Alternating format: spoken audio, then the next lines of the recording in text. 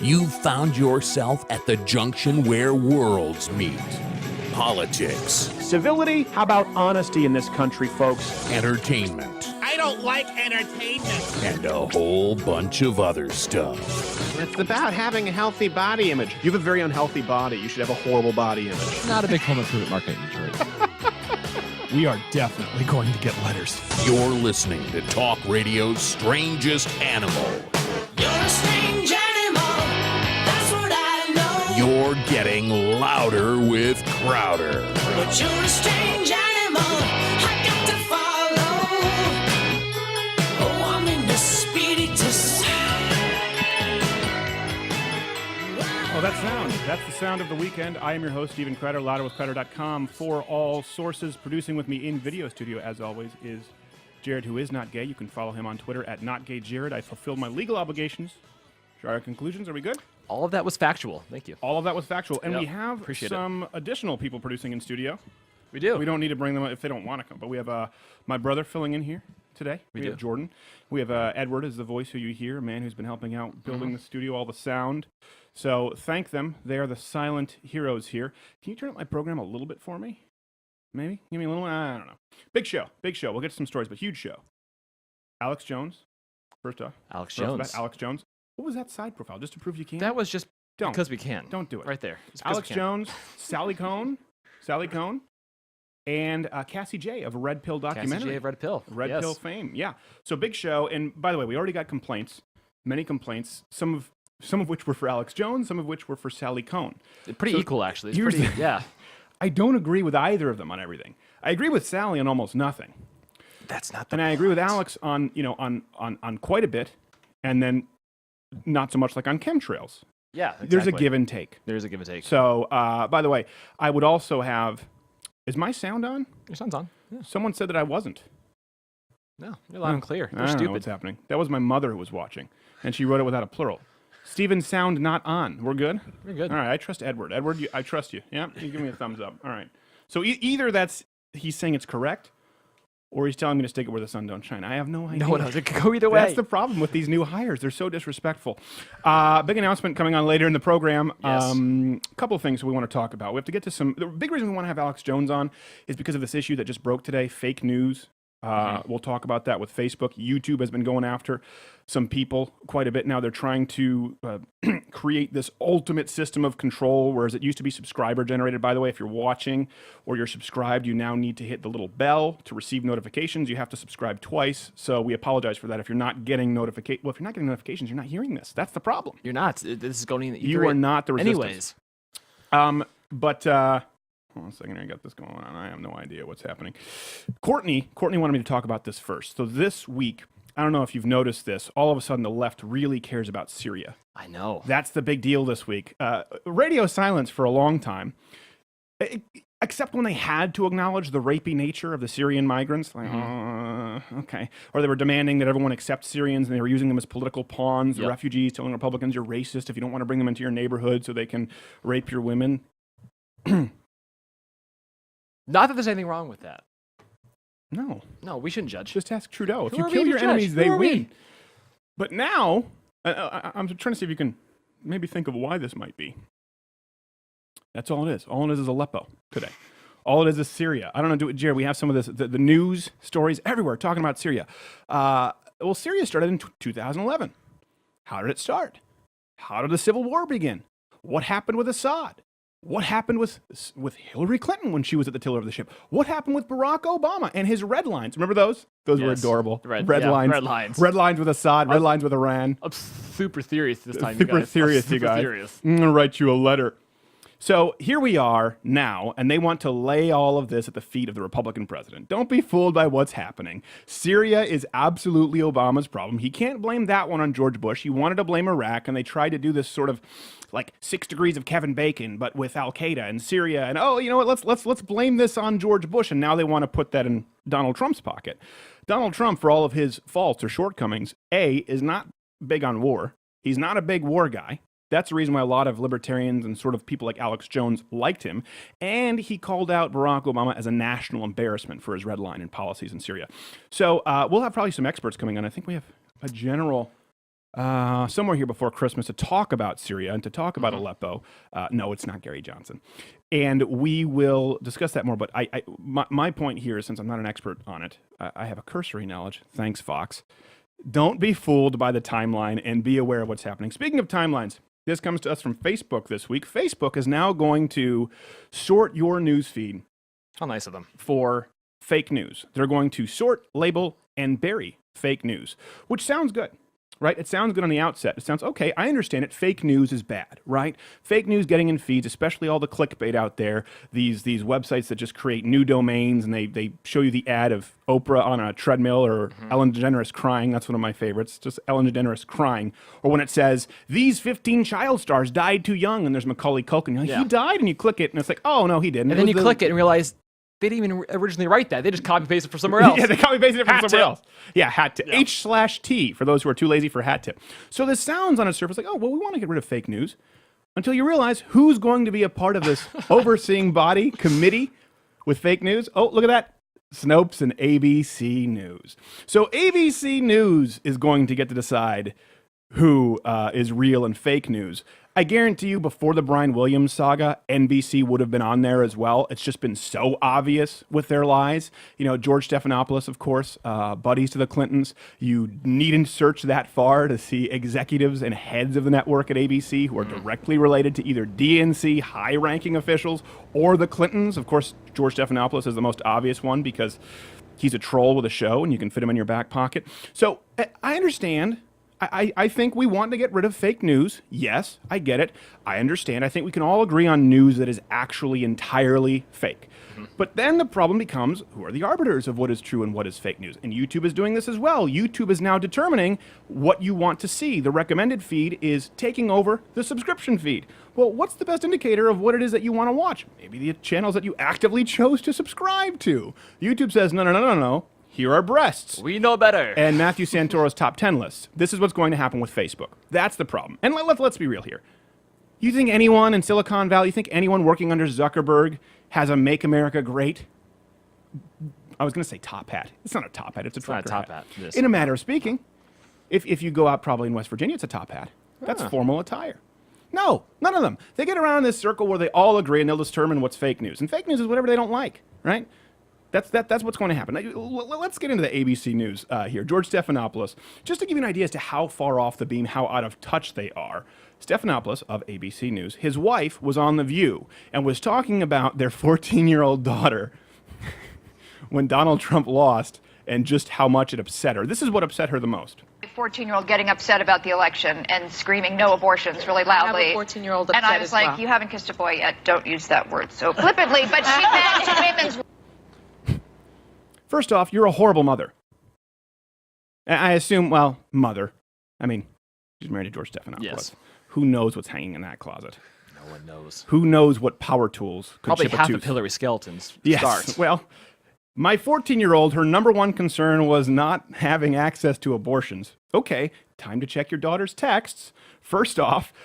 Second, she said this so flippantly, as though there wouldn't be people in the audience who were horrified, as though half the country doesn't think that's absolutely terrible. And here's something that's so telling about that. I said, you're barely even kissing boys yet. Don't use that word so flippantly. It's the word. How about don't jam scissors in a baby's head and suck it out of a tube and leave it in a wastebasket to die? How about that? How about don't kill other living human beings? How about that? No, it's the word, right? It's always about the word with the left because they can't actually address the issue of morality because they claim that there is none. Remember Donald Trump? Donald Trump with grab it by the pussy. Still funny. They were all about the naughty word. If they were smart, they would have gone after the content, the idea that this woman was married, the problems and the inconsistent. Instead, they go, well, it's a bad word. Abortion is a word you shouldn't use so flippantly. Well, what about the heart of that word, ABC? What about the heart of your 14-year-old daughter who is likely sleeping? I don't want to, can we 14-year-old, likely a floozy. A floozy. She's a floozy. She's a dime store harlot, see? She's a good time gal. Why is that at the top of her priority list? Making sure that abortions are easy and like that's just, I don't know about you, but that's one of those things kind of like, I'm trying to think, Christmas Story. You know? Said he saw some grizzly bears by Plassey's candy store. Ooh, it came out of his mouth and he realized he shouldn't have said it. It was a great reveal. She had abortion on the mind, sweetheart. So these people, the Stephanopouloses, the people who are direct Clinton aides or former Clinton aides, or the Brian Williams of the world, or the Snopes of the world, or Reuters. Remember when Reuters got caught? I don't know if you remember this. It was blatant. They were cropping out a ship, an Israeli flotilla, with a knife from Hamas, basically at the throat of the Israeli, and it was cropped out. So it was actually cropped out, so it looked like the Israelis were terrible. I'm pretty sure it was Reuters. Maybe Jordan can bring that up at some point. These people have been caught in lie after lie after lie. They're not fake news. The person who maybe talks about WikiLeaks is going to be fake news. The person who might actually tilt the election, as we saw in 2016, is going to be fake news. The people who actually resonate with the American populace are going to be fake news. It's not going to be Stephanopoulos and his abortion fascinated daughter. It's not going to be Mrs. Stephanopoulos with whatever the accoutrements are in their bedroom. I'm saying it's probably weird. He is so tiny you can fit him in your back pocket, and she looks aggressive. She does. She looks like she could hurt me. Well, that's not a litmus test that we want to use. My aunt looks like she could. As a matter of fact, I'm pretty sure she has hurt you. She has. That's only emotional. really insensitive for you to bring it up. Speaking of which, I was watching the Rudolph Christmas special. Yes. How awful is that? It is awful. Santa is just borderline racist, and Rudolph they excoriate him for a red nose. I was sitting there as a kid going, like, is it me? 2016 eyes changed things. You can tweet me at Crider what you think about that Rudolph Christmas special, but it is horrifying and terrifying. I half expect Hermie the Elf to say, "Oh my God, no more abortions." That's what a horrible. And then Miss Stephanopoulos comes in and says, "No, that's okay. You can still be a That's okay. dentist. Just don't worry about it." Dentists can perform abortions. It's really lax with the rules now. Planned Parenthood. Hey, you just listen. Just file out the right paperwork. What do we have? Oh, that's right. We have Alex Jones up after this, and we have something that I think you're gonna want to see that has to do with students and professors. And I don't know. It's offensive. Stay tuned.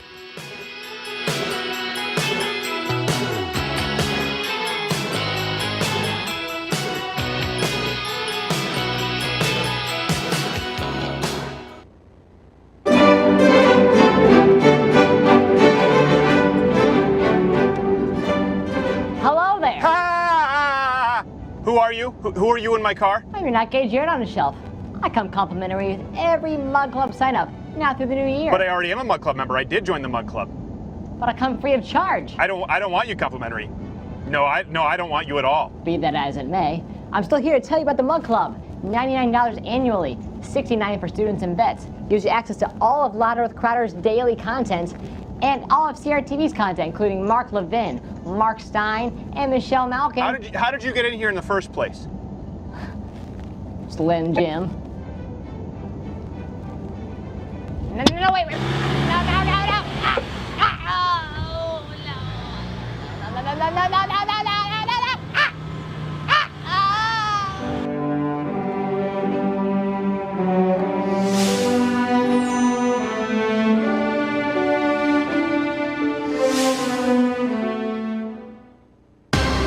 Hey, Jared, what are you doing? Shooting bad guys. With what? By AR-15. Where'd you get it? AR-15.com. Enunciate it more clearly so our audience can hear. AR-15.com. That's better. They sell guns now? Yeah, they do. Are they any good? They're the best. Where from? AR-15.com. Kapoo. Kapish. They really make that sound? Didn't have the budget for sound effects. Kapoo.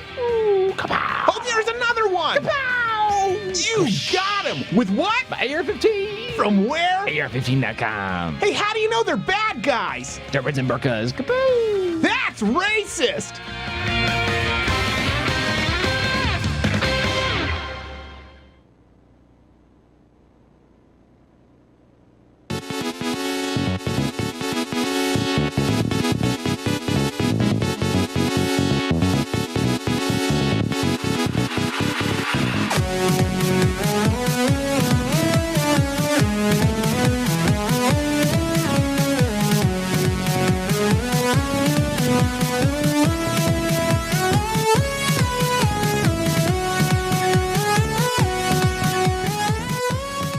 That boxing became jazzercise. Alex Jones, after the break, we have coming up. We don't have a ton of time with this, so I'm sure you've seen this. Is there a name to this video? Because it was trending. I don't even know. Or is it just Martin Sheen's borderline retarded? Yeah, that's what I was going with. That's And what also I- celebrities title. who also do borderline retarded things good too. Yes. I think that's the name of the video. Let's just start. So this is just to set it up. This was Martin Sheen and a bunch of celebrities. Whenever there's the white Apple-like background and Tim Cook doesn't appear, you know you're in for some political crap from celebrities. So it's a bunch of celebrities lined up begging electors to go against the will of the people. Of course, we're talking about the Electoral College. Because now they're let's for just- it. Now they're for it. Yeah, now they're for it. And I love how they invoke the Federalist Papers whenever it's like, well, what about federalism? What?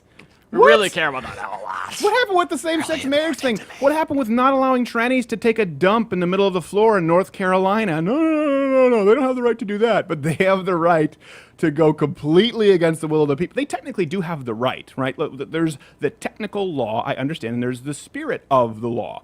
They don't have respect, nor just a rudimentary understanding of either. Let's just start running through this, and we'll play and pause. Jared, let's go. Republican members of the Electoral College, this message is for you.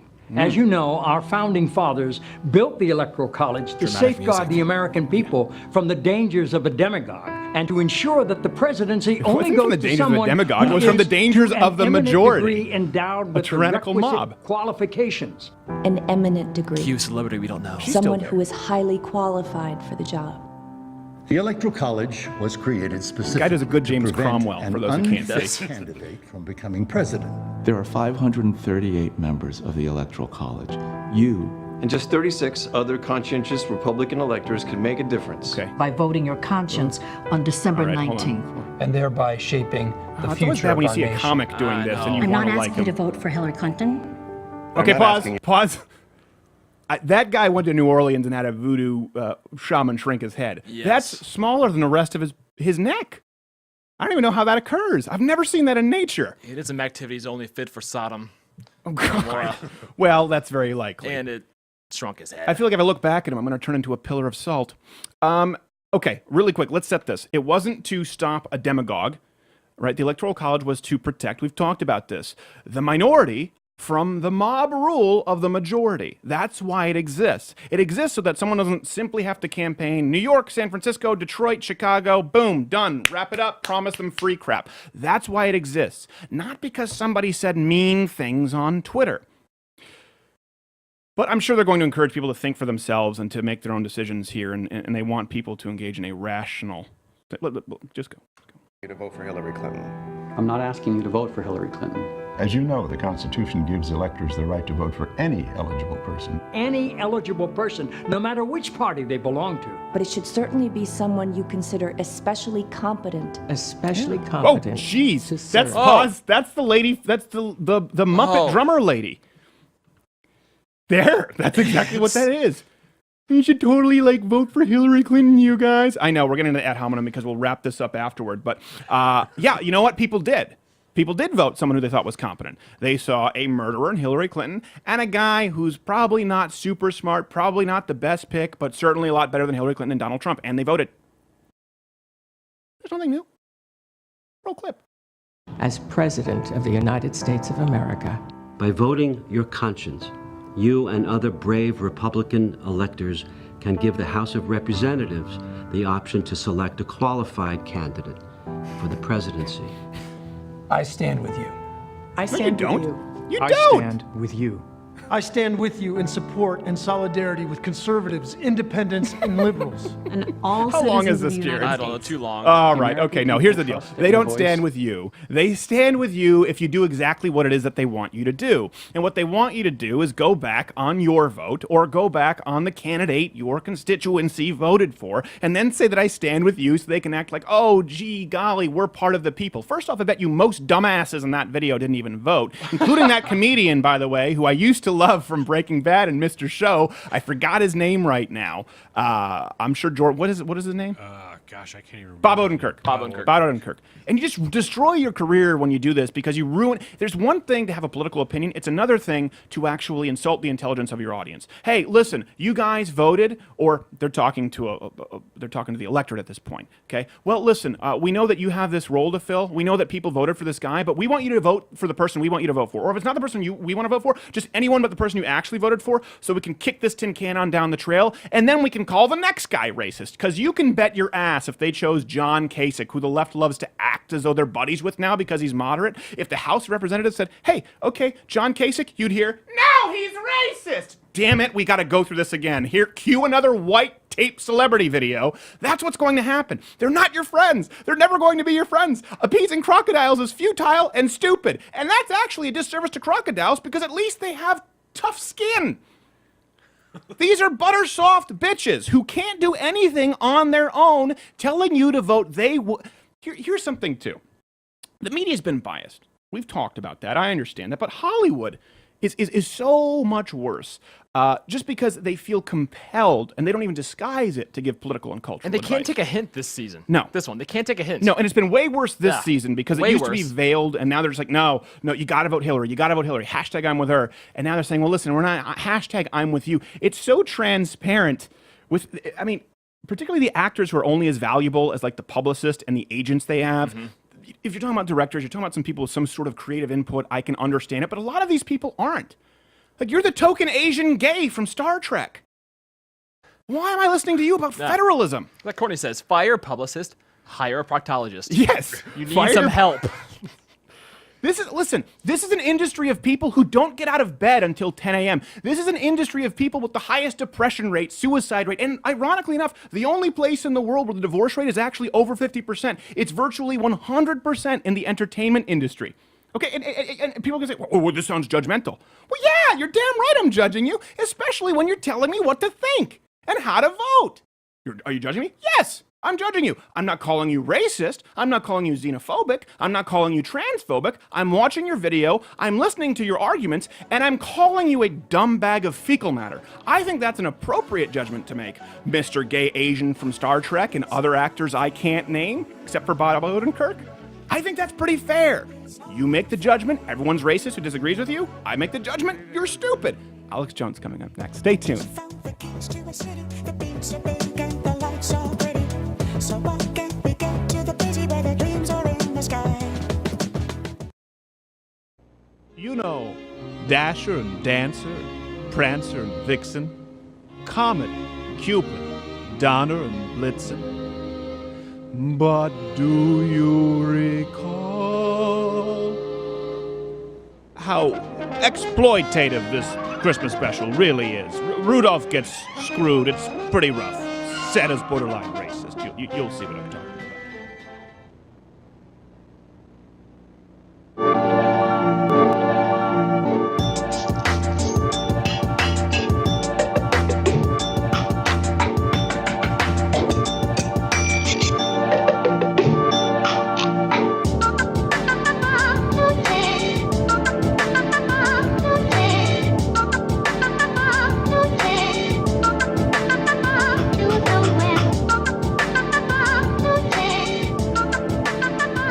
Stop it, Jared. This is a nice man. Good guest. He's looking at Nick. Look like he's doing the ostrich dance now. No, you can't. Well, let me introduce you first, sir. That's the paradise bird you were doing, isn't it? It is. It is pretty much. Infowars.com. You know him. Very controversial figure. Was kind enough to host me on his program this week.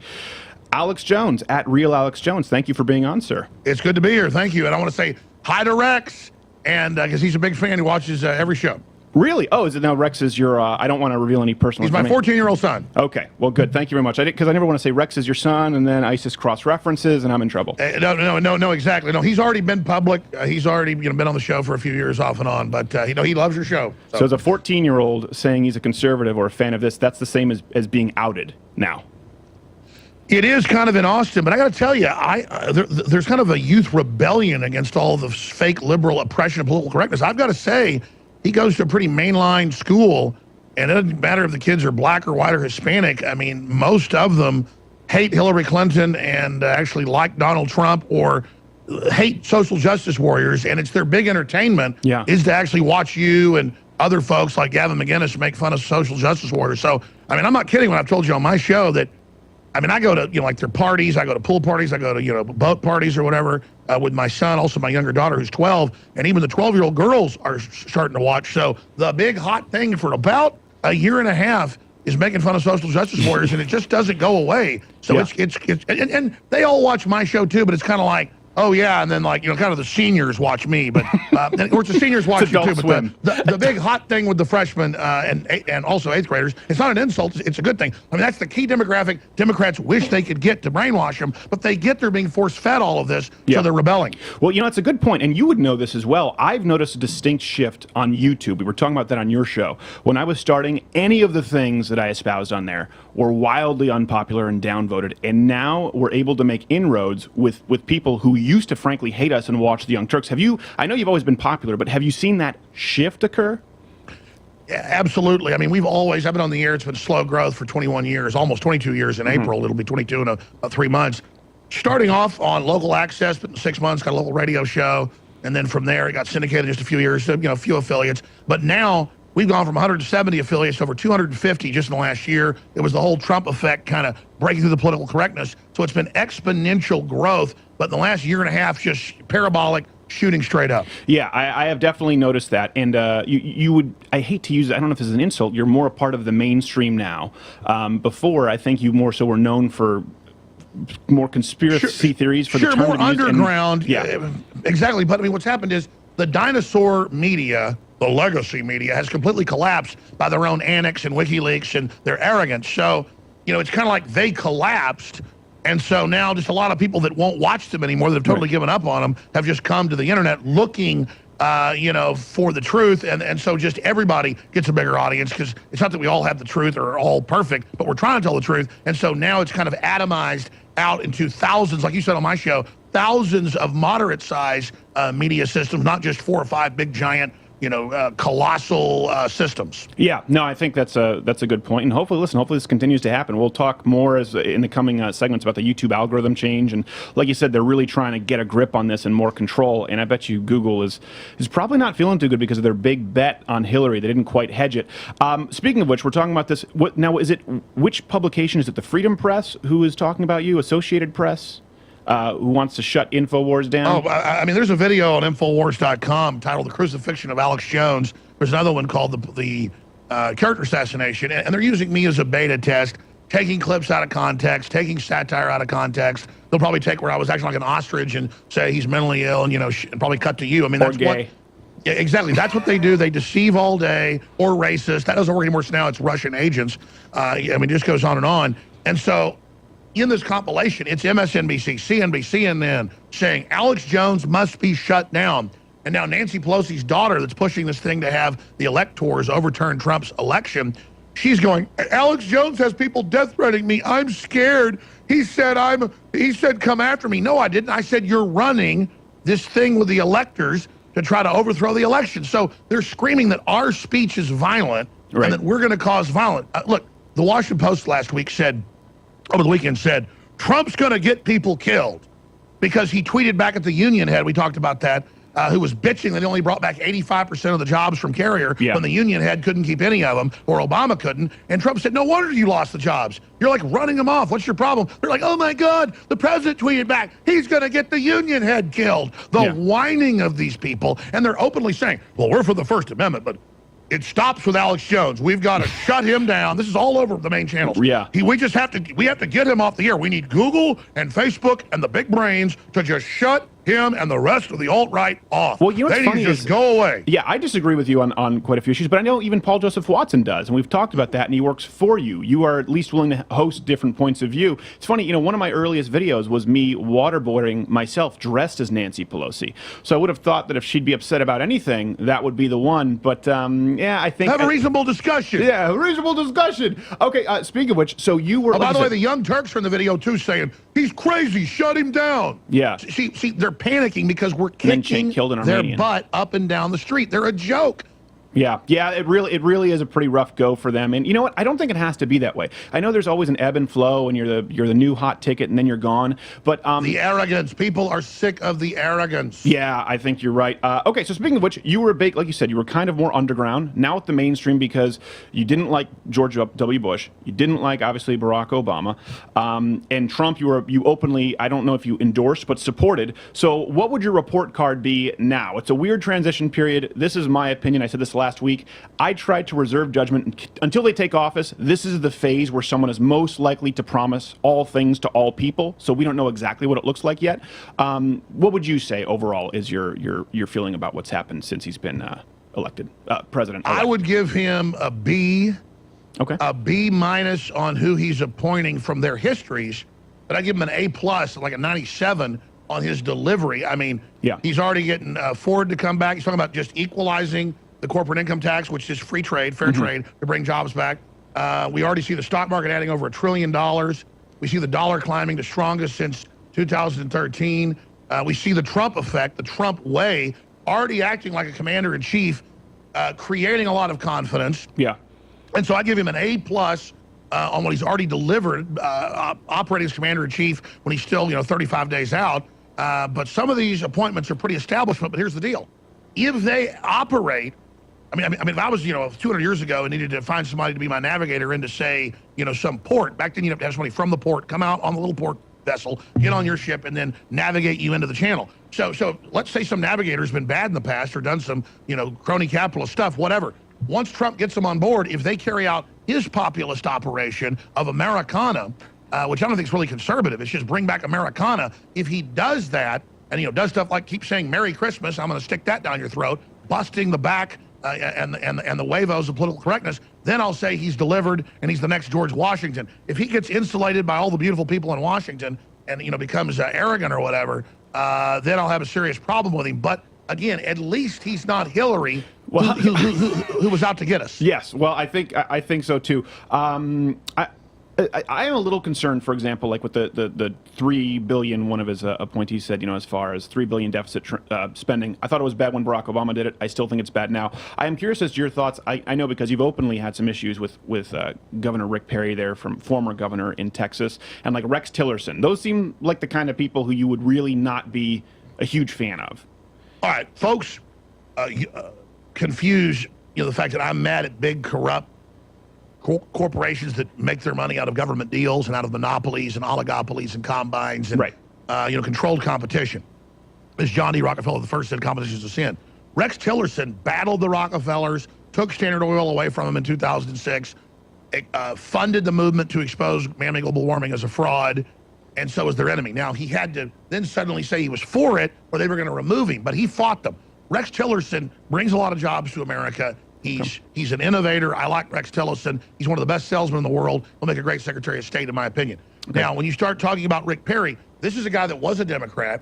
He took money from big pharma to say Gardasil was the law when it was an experimental drug they couldn't even get approved. But by the government saying it's mandated, a governor can basically get it a FDA approval by emergency decree. So they used him to do that, to then force basically an experimental drug that they admittedly, had a lot of really bad side effects. Well, I know you've talked about that. So would you put that into what was your reaction when you found out that he was going to be appointed by President-elect Donald Trump? If he was put over the FDA, I would have a heart attack. Because he's done bad stuff when it comes to drugs. Yeah. He's done some good things on guns and other stuff. He kind of got better as time went on. Is he a chameleon or did he show his true colors as more of a conservative? Perry's gotten better over time, so now I don't hate him. But if you look at the things he's done, let's say if he's going to head up energy, he was anti-carbon tax, anti-global warming. So in that position, then I think he's a good pick. Okay. What about Treasury? I always get his name wrong. Stephen Mnuchin. I only read it. Former Goldman Sachs guy. People say, "Oh my God, Goldman Sachs." I probably had, no exaggeration, 10 former managing directors or high-level Goldman Sachs folks on the left and right. People like Nomi Prinz, who says the whole, Goldman Sachs is corrupt.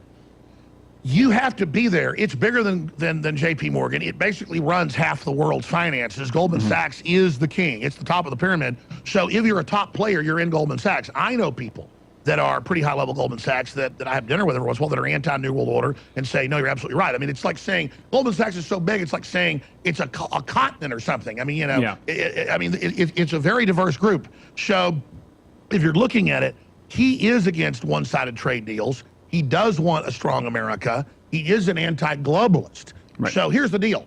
He's kind of an American imperialism, right-wing fat cat. I'm not pushing right-wing imperialism, okay, but I'll take corporate free market imperialism any day over austerity, communism, picking the winners and losers. So he's the better end of Goldman Sachs and not in the in crowd. That's why they're having a conniption fit. Yeah, well, because I know, the reason I bring it up is because a lot of people gave Ted Cruz flack because of his wife's association with Goldman Sachs, which was not, And CFR membership. Yeah, but still, I mean, I always want to try to be fair. Early on, I said it's fine. Yeah. If you're at the top of banking, and she was, mid-level, I wouldn't say she's at the top. As long as you're against the bailouts, as long as you're against the big, like you said, the corporate policies bailouts. matter. Right. Policies. Christ said, judge a tree by its fruits. Exactly. Yeah. So I'm going to judge these trees by their fruits. Right. Yeah, well, exactly. That was my issue, again, when we were dealing with Ted Cruz going back. And a lot of this election brought out, I think, a lot of ugliness. My position was, listen, I don't care if you work with a big bank as long as you don't support the idea of bailing out big banks. I don't care if you're big business. I don't care if you're small business. I care that you're a good business, that you're an honest business. So, I mean, going back to even what you said, we're talking about the corporate tax rates.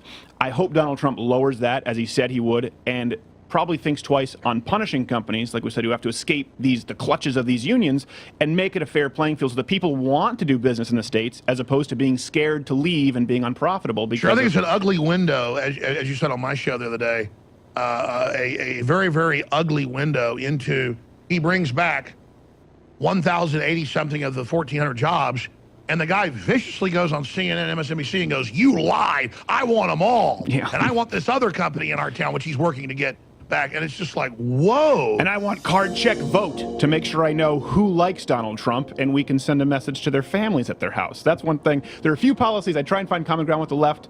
When they're against charter schools, I don't get it. Sure. Unions were probably a good idea, busting up the Rockefellers 100 years ago, but now they've become in many areas a mafia. Yes. Well, that's a sound of a bump. We'll have Alex Jones, Infowars.com after this to talk more about, well, I don't know, we'll find something. It'll always be fun. It'll always be fun. The attack.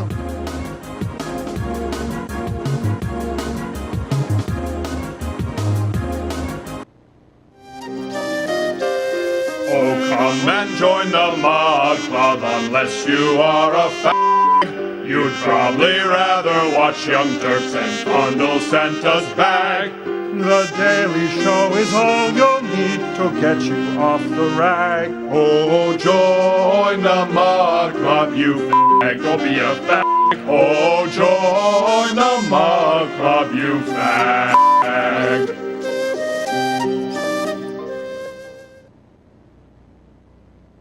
When it's time to party, we will party hard.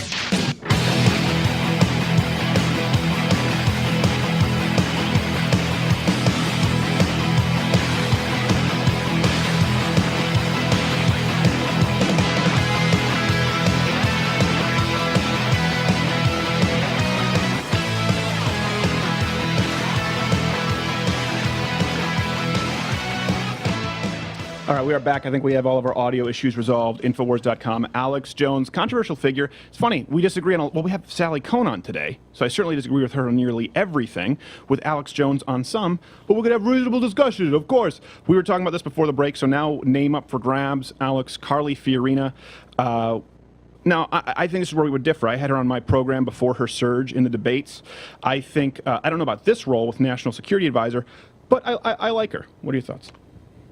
I don't dislike her, and I don't want to bash her because I really love James Woods, who's a big supporter of her. Well, I'd love to get him on sometime instead of just seeing him, on Twitter where he now is left because of all the censorship. I don't think she did that good a job at Hewlett-Packard. I mean, she kind of chopped it up, sold parts of it off, laid a bunch of people off. I'm not saying she's bad. I'm all for women in government, but what's her background in national security? I just don't think she has it. I think it's a tokenism. Mm-hmm. And then again, I think she's an articulate, nice lady. I just don't think her CEO-ship is that sterling, and I just don't think she has the national security background. I mean, I'm sorry, and I think he may have put too many generals in too. Yeah. But what I care about is delivery of the goods, national security. They're saying Trump, if there's a terror attack, it's his fault. He's not getting a daily briefing. Harry Reid said they were going to give him fake CIA briefings. Now they've come out, a bunch of the 17 agencies, including the head agency, and said the main CIA did not say that Russia hacked. This is all just basically made up by some group of analysts. Well, Harry Reid also claimed that he slipped in the shower, when the truth is he got that black eye by getting the crap pit kicked out of him by his brother Larry. I don't know. You can't write that That's sketch. a sitcom Larry that needs beats to up be. Harry in the shower.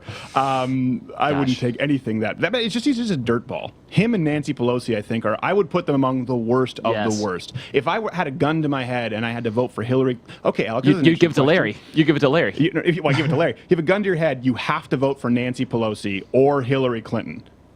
You have to. You can't say I wouldn't. You have to. I don't say Nancy Pelosi. Oh my God! I was going to say pull the trigger. I can't believe you went there. Well, I want to die. Everyone, press take it. He likes Nancy Pelosi. He'll vote for Nancy. Actually, no, I don't like Nancy. I know, I'm kidding. Her daughter is. I'm into Frankenstein with a big wig on.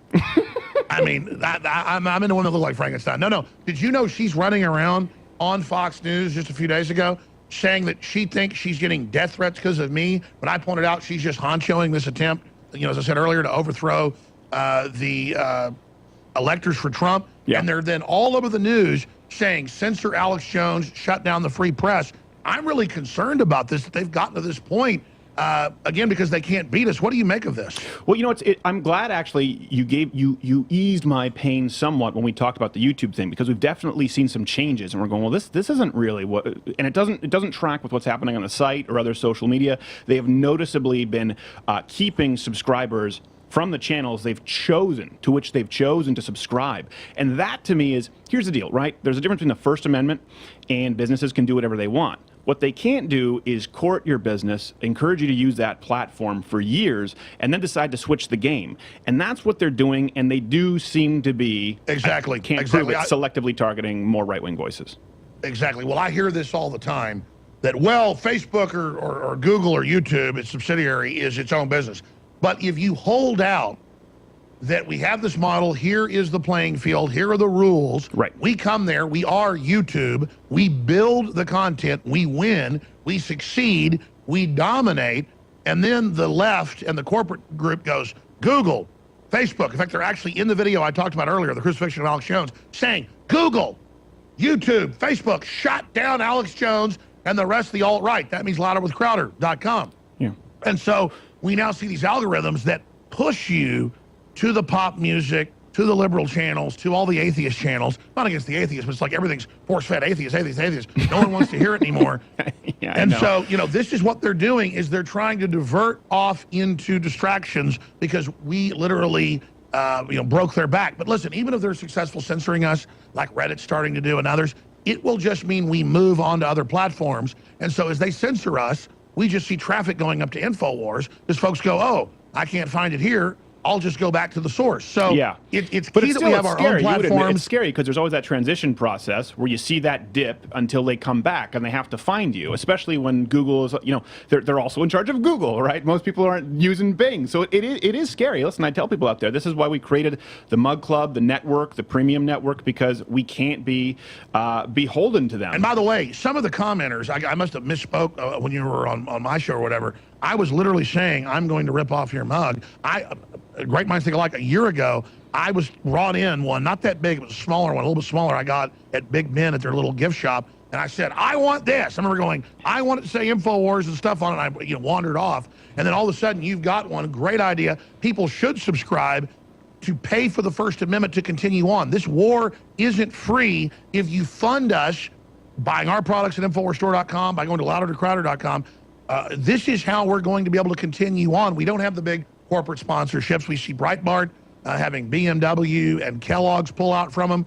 We went away from advertising a long time ago because they always start trying to pressure you, what you say, what you do. I mean, I even had some sponsors during the campaign say, we're going to pull, and I'm not bashing Ted Cruz, we're going to pull if you don't start supporting Ted Cruz. I had affiliates. Well, we had the same with Trump, honestly, and we weren't pro-Trump or anti-Trump. But if we were like, oh gosh, I really don't like this $3 trillion, and people get mad, so well, you better not say that because we need. Hold on a second. This is antithetical toward being a conservative, toward being a libertarian. No, I agree with you. Some of the Trump folks can really get vicious if you And the Cruz folks, they were too. They'd get mad if we made fun of him in a sketch.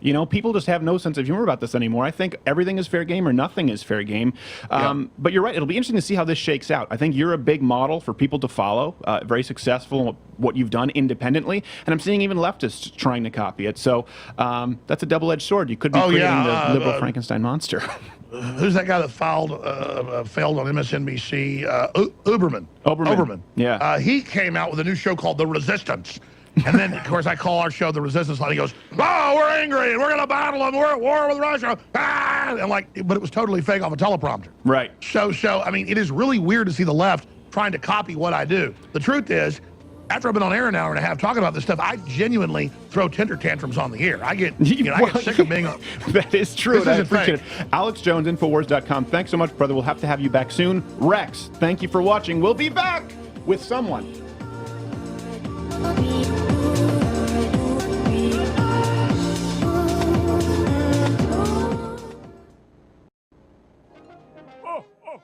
Oh, Donner, I just came over to congratulate you on the baby Oh, you should be ashamed of yourself, Donner. Who ever heard of a red-nosed reindeer? That's messed up, Santa. That's borderline racist. Well, I am Aryan. Yeah, I've noticed with the lawsuit last year. Well, who ever heard of a Negro elf?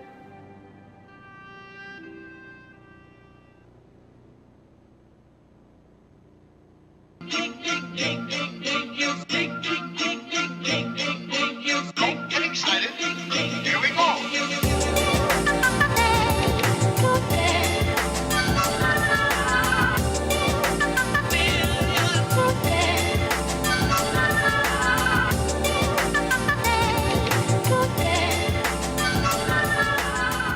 All right, we're back. You were supposed to be burying me. That was supposed to be. I'm disappointed in your dancing. Not Oh, gay, you're Jared. right. Producing with me in Video Studio as always is Jared, who is not gay, at NotGayJared on Twitter. I fulfill my legal obligations. Draw your own conclusions. Starting in January, Not Gay Jared and Courtney are going to have their own program on Fridays, weekly wrap-up. Yeah. Not necessarily political entirely, but You at should apologize in crtv.com advance. for Mug Club. You should apologize in You advance. should, yeah. I need to bring up more program there in my ear. And we have a couple things to get to. Sally Kohn after this break. For people complaining about Alex Jones, you can now bitch about Sally Kohn. This is the problem we were talking about with Alex Jones with social media. Just because you hear someone you disagree with doesn't mean you have to click the dislike button, because then it doesn't show up and you never hear anything you disagree with. That's fine if that's how you want to live your life, but then you end up like Martin Sheen. This happened, and I believe it was Orange County, right? That sounds right. Yep. Yep. Orange County, a student this week recorded their professor. Now, let me set this up. This isn't a professor expressing a political opinion. This isn't a professor saying, hey, I disagree with Donald Trump. I think his policies on trade are bad, or I think his policies on abortion are bad, or I think his policies on taxes are bad. This is a student who recorded a professor amidst a diatribe. Let's roll the first clip. Our nation is divided. We have been assaulted. It's an act of terrorism. One of the most frightening things for me and most people in my life is that the people committing the assault are among us. Okay. This is the Gavin thing where he was talking about, the play it through. What's so scary to you? Yeah. Play it through. How is it an assault on your life? What's so scary to you? Unless, well, if you're George Stephanopoulos' daughter, you might not be able to get free abortions at 14. I can understand that could be harrowing.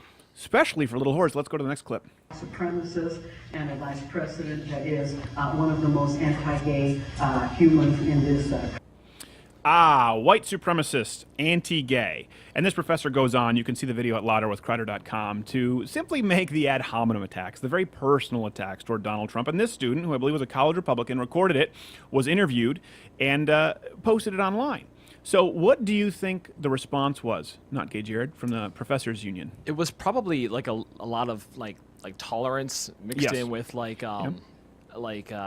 understanding. Yeah, I would assume, one would assume so. Well, yeah. No, they threatened suspension or expulsion for recording. Oh. So that was my second guess. What's so I funny, promise. this professor gleefully uses this platform with students, both willing and unwilling, people who signed up for the course. I had it with Greek mythology. With Greek mythology, I remember I had the teacher, Mrs. Holt, who said that Christians couldn't pass her course. We're reading about Icarus. Jim Henson did this story better with Muppets, and you're telling me that because of my personal faith, I can't pass your course? So this is the problem. This isn't always occurring, let's say, in a class where you sign up for gender studies. This occurs in classrooms all across the country, whether you want to or not. This professor so willingly and of course, out of ego, used her platform to try and push propaganda, to try and indoctrinate little children effectively, to try and indoctrinate college students, and instead was recorded. Well, you wanted to use this platform. You want to be the world's most powerful genie and all that comes with it. Instead, they want to use that platform. They want to force kids. It's kind of like when you go to a film or you go to a live performance, let's say Hamilton, and you paid for tickets to watch a play, and instead you have to watch them bitch about your vice presidential candidate. This is the arrogance of the left in Hollywood, in the entertainment industry, or in academia. As Not Gay Jared was pointing out, the complete lack of tolerance. This is what you see. So she chose to use her platform. Student recorded. Professors Union says, we're going to expel you. We're going to suspend you. Here's the thing. I don't understand it either. Why? Why would you be upset? I don't understand. If this is a view that's not problematic, what's the issue? The issue isn't maybe that she's ashamed of her views. The issue is that it wasn't an appropriate form. The issue is that it wasn't the time or the place to try and indoctrinate students. The issue is that you're a sucky teacher and you got caught. That's why you're threatening the student. If you went up and you had a great speech, if you went up and you had a great class, right, and everyone left happy and that were recorded, you'd hit share and like that thing like it's hot on Facebook before Facebook decides to bury it as fake. What you don't like is you got caught doing something you weren't supposed to do. What the left doesn't like is when they claim Congressman Clyburn was called the N-word and then Andrew Breitbart said, I'll give $100,000 to the United Negroes College Fund if anyone can provide evidence. They don't like being caught. They don't like people with their iPhones acting as actual reporting cameras now. They don't like that there's no barrier to entry. They don't like that they can be seen around every corner. They don't like transparency. They need to hide in the shadows. A professor was pushing something about Donald Trump, a white supremacist, as she puts it, which is patently untrue.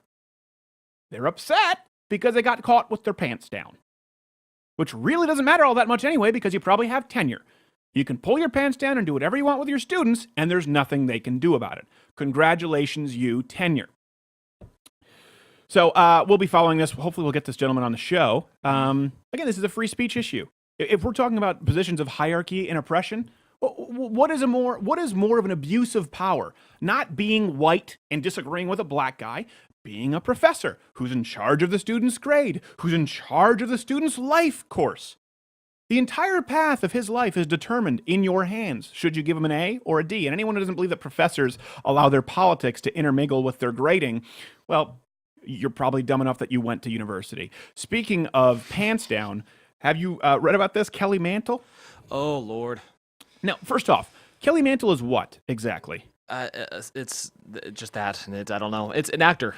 Kelly Mantle is an actor. Yeah. Okay, I wasn't quite sure. Actor. I think maybe some music. I don't know. I was thinking Kelly Mantle is this catch-all, which in a manner of speaking.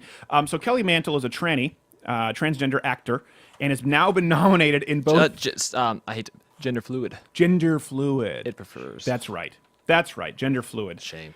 Which makes the rest of the story so much more sensible. Gender fluid Kelly Mantle has been nominated in both the male and female Oscar categories. That's all the same person. That's all the same person. For people who are listening terrestrially, we have 5 pictures up there. One looks like it looks like Justin Bieber fast forward 50 years and behind the music where he's trying to recapture his youth. And the other looks like Man Bear Pig. And the other looks like the singer from Coldplay if he were a tranny, which is probably what Kelly Mantle is playing there. This is all kind of like when Burger King started selling hot dogs, then they did neither very well. Yes, it's very much like that. I'm not jiving. I'm not getting it. Yeah. So this is an issue where if you begin to deconstruct it, you can tweet me at S. Crowder. Kelly Mantle nominated for both male and female Oscar categories. Let me know. I know you're dying to see the clip too. The clip? Oh, that's right. We do have a Kelly Mantle clip. We're going to lose so many viewers in the live feed. We have to. Go ahead. Ginger, do you like what you do? Oh! Woof. Prostitution. You like it? I'm sweating I can't get another job. Why not? Because people don't hire transgenders. Correct. First off, it's just me, or do they need an audio engineer? They do. Was that just me? It seems like an after-school special, like Yes. a student film. Except you expect Lena Dunham's sister to show up. Oh my word! It's kind of like Bill Burr says about Botox. You can either look your age or you can look scary. You can either look your sex or you can scare small children. You don't get to convert, and this is proof of that. So at what point do we get to say the left is around the bend of parody? Right? Remember, we did a parody of this. We did a joke about Bruce Jenner going back, and Caitlyn Jenner going back and retroactively giving Bruce Jenner the medal for best Caitlyn. female triathlete. Yeah. Yeah, giving Bruce Jenner the Caitlyn- female. Here's the thing. That's actually what they It's want really to do confusing. now. I can't keep track. They honored Caitlyn Jenner for Bruce's accomplishments.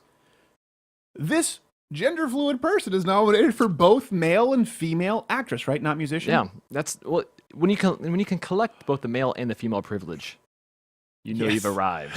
Yes. I'll take which Oscar, male or female? Best nominated. I'll take both. What is happening, Hopper? Stop it. He's literally chewing his foot.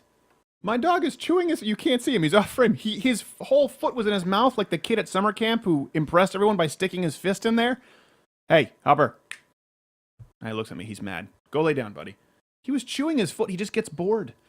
You know why? He's upset by all this transgender business. He is. Because he's fixed and it hits a little too close It's to a home. little too close to home. And here's the deal. I think even a lot of leftists, they want to be tolerant and open-minded and all that gay stuff. And it gets to this point now where they go, all right, okay. It's like, I was with you on the first two. Okay, two guys shacking up. That's a marriage. Fine. I don't care. You know what? We'll even remove the idea of federalism. We'll only invoke it when it's convenient, and not even give states the right to determine what marriage licenses look like. We'll go on board with that. All right, transgenders want to pinch a loaf in the ladies' bathroom. Fine. All right, fine. That's okay. They want to use the airline toilet. Fine. I don't want to use it anyway. Okay, I'll go on board with that. Now they're going, hold on, gender fluid. These people want to be able to do either or at any point, depending on what's most convenient for them at the time. Now you're going to have a few people who go, okay, but you're going to have a lot of people who say, no, I'm not going to. You know what? I see what you're trying to do, but I'm not going to give it to you. And the further they go on down the trail, the fewer people are going to see following them, because they're so far, they don't even have a breadcrumb of trails back. They have no way to find their way back. Once you jump down this rabbit hole, and you start, people can be male or female depending on any given day, right? We were just trying to work out the logistics between, okay, what goes on in your driver's license? Okay, you have a penis, you have an hormone replacement therapy, but you like to dress as a woman. Now that used to be transvestite, but it's not anymore because gender is separated from sex. All right, let's see how we can determine this. Well, the bathroom, I guess it depends. Do you pee standing up? Okay, and now we're going, oh, hold on a second. Do you have two driver's licenses depending on the day? What are you a lesbian? And then One you to have get out people tickets who are gender and queer one for the other and pansexual. Meaning they can be a man and gay or straight that day, and a woman, lesbian, or straight that day. All I know is that their partners are neither. They have very serious, deeply rooted father issues. I think that's the key here. Martin Sheen needs a dad. We'll be back.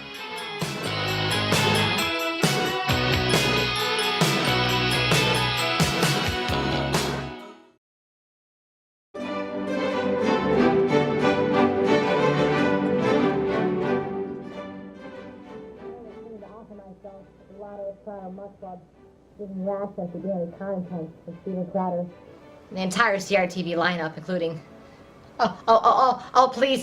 Please help me. I'm not gay. Jared on the shelf. I only came to offer the Mug Club, giving you access to all of Lotto Crowder daily programming. Only $99, $69 for students and veterans. But then, unspeakable things happened to me. You can change this. You have the power to change this. Help me, please help me, please. No, don't go, please, no. Please. I'm not gay. You're on the shelf. Please, you can help me, please. Come back, no.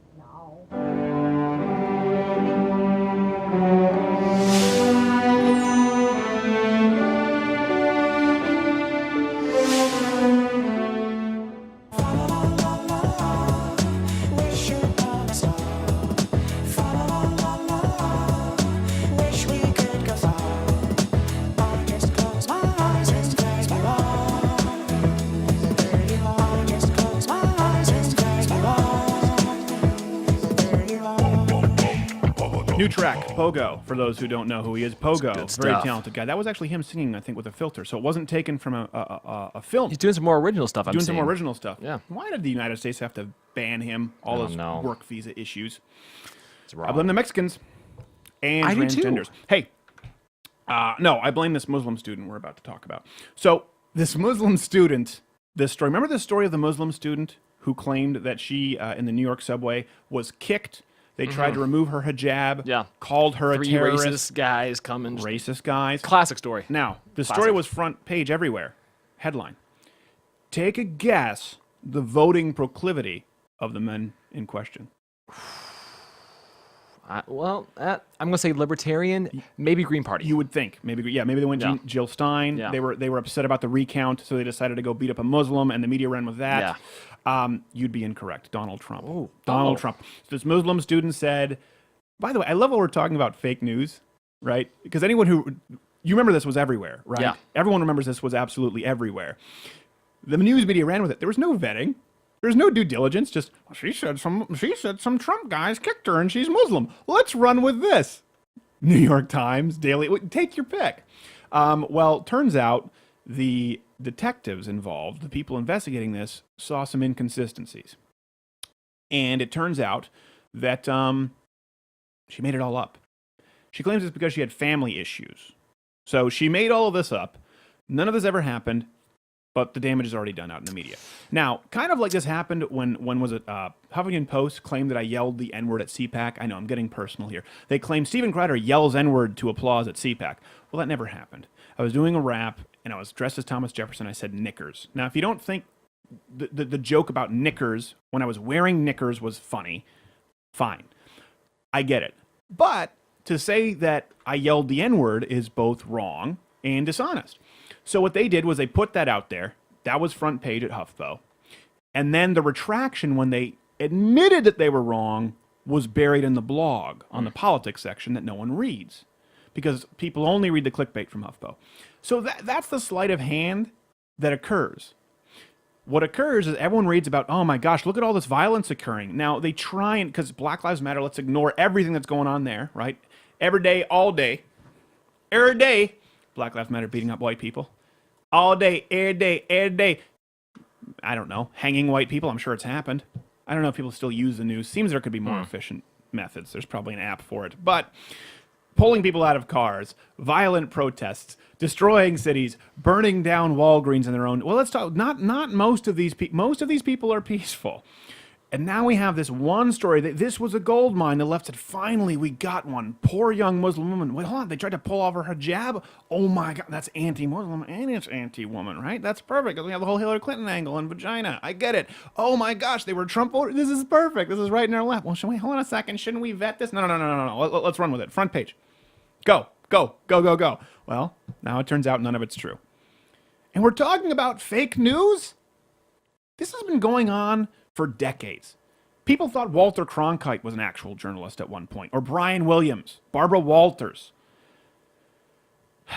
So it's just funny to me that all of a sudden we're concerned about fake news. Anyway, that's just an update. There's not much more than that other than it's entirely fake. I don't know if we have anything else we want to talk about. Surprise! Merry Christmas. Surprise. And I do think this is... I don't know when Ramadan is, but I bet you she doesn't even celebrate it. I wouldn't even be surprised if she's not really She went Muslim. there. I checked. She put on a hijab for a photo op. I always get suspicious when they're wearing a hijab and full-on evening makeup. When they're wearing the hijab, It's but the rest, stilettos that stick below the dress. I'm wearing the hijab, but the They throw rest me looks off. like Kelly Mantle in a Hallmark film. Eric Roberts makes an appearance. He always does. This shows us, and this is one thing that I do think, we'll talk about this with Sally Kohn. I disagree with her on nearly everything, but I appreciate her gameness, willing to stand in here and trade. The left, I think, has, and this is a real turning point. We've talked about kind of, the overreach and the pendulum swinging. But I do think if we go macro, the left has really exposed themselves to the masses, meaning people who aren't even necessarily politically engaged, to be the bigots here. Not Gay Jared was talking about with his friend who he thought really couldn't stand this program. And now he found out was a fan. Yeah. And watches it and pays attention. And this is not a guy who's, super politically engaged. I mean, it happens as people get older, but I think the masses, even the people who are consuming the People magazine, the Us Weekly, the Kardashian fluff, Pop-Tarts crap, a lot of them are going, gosh, the left is really not as welcoming and tolerant as I thought He they found were. that out, and he found he had called a white supremacist one too many times, and he's on an academic track getting his Did he say doctorate he was right called now. a white supremacist? Oh yeah, Supremacist? Yeah, because he disagreed in another fellow friend, his views on marriage. 'Cause the guy came out of the closet after school, and then it's just downhill from there. Academic world, I think, actually, because it's so far left, is actually pushing him the other way a little bit. Well, So- that's what Alex Jones was talking about with his Yeah. son. We never had kids that age who watched us or listened to us. Mhm. I certainly did not in 2009. They were all enamored with Barack Obama. That was the counterculture. So you have this combination of the counterculture, right? Because now Republicans are conservatives, libertarians, whatever you want to call them. They're the counterculture. And then you have the left who've really showcased them to be honest-to-God bigots. And I don't throw that term around flippantly. But if you hear a story and you believe, with no factual evidence, that people kicked a Muslim down a flight of stairs like a Lifetime movie and tried to tear off her hijab and called her terrorist, and it was because they voted Donald Trump, and you run that on your front page, you're kind of a bigot, right? The definition of bigotry. You already have a preconceived notion of people who disagree with you. If someone who simply is concerned about the economy, or maybe concerned about jobs that their family members are losing, or maybe concerned about political corruption in Washington, doesn't vote the way you want them to vote, you call them a white supremacist. Does that mean that maybe you have a preconceived notion of these people who disagree with you? Maybe someone who has daughters, maybe someone who isn't on board with the whole gender fluidity and Oscar nominations for he, she, Z, or other identification of the day, has a different opinion than you. And they don't want their daughter taking a dump next to you at the Nordstrom stall. You call them a transphobe. Well, doesn't that mean you have a preconceived notion of someone who has a different opinion from you on this issue? Really, let's categorize it. Conservatives. Really, it's not even conservative anymore. It's anyone who's not far left. I mean, that's how we have people like Dave Rubin. That's how we have people like Sargon of Akkad. You have people like Milo. It's not even just the left anymore. It's not the conservative move. It's everyone who's not this hyper-progressive left. And the bizarre thing is that they're in these positions of authority in the media, in the entertainment industry, in academia, and they're so concerned of seeing this come crashing down because it's happening at once. That's what's so crazy. You want to talk power structures. Who has more control in this country than the left? We'll ask Sally Kohn after this break. Stay tuned, or you're racist.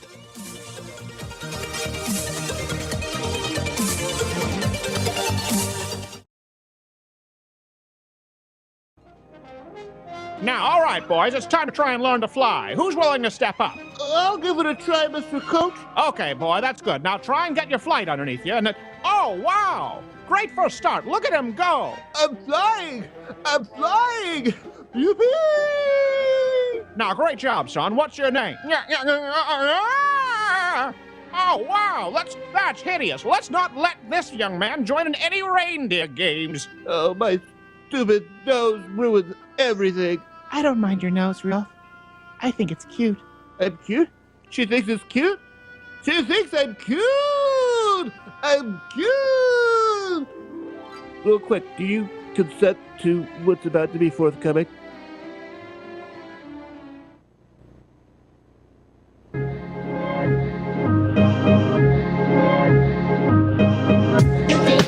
Wake up, it's fun. Reach the wizard. It's fun. Wake up, Reach the wizard. it's fun. All right, glad to have our next guest. She has been on the show before. Be nice with her because we disagree on nearly everything, but she's always been pretty civil. She's always been kind to me. I would hope she'd say the same. At Sally Kohn, Kohn, for you Gentiles. Sally, speaking of Gentiles, that's a very Gentilian tree. Yeah, I know. I wish you could see all of it, but yeah, I'm very. Thank you. It's a big tree. Listen, I was one of those Jewish kids who grew up and just wanted a Christmas tree. That's and all my Jewish friends. They all have Christmas trees. Well, that's right. I mean, you can deconstruct that till the cows come home, but I did. And the truth is, when I talked my dad into letting me not get bat mitzvahed, his condition was, okay, but no Christmas tree.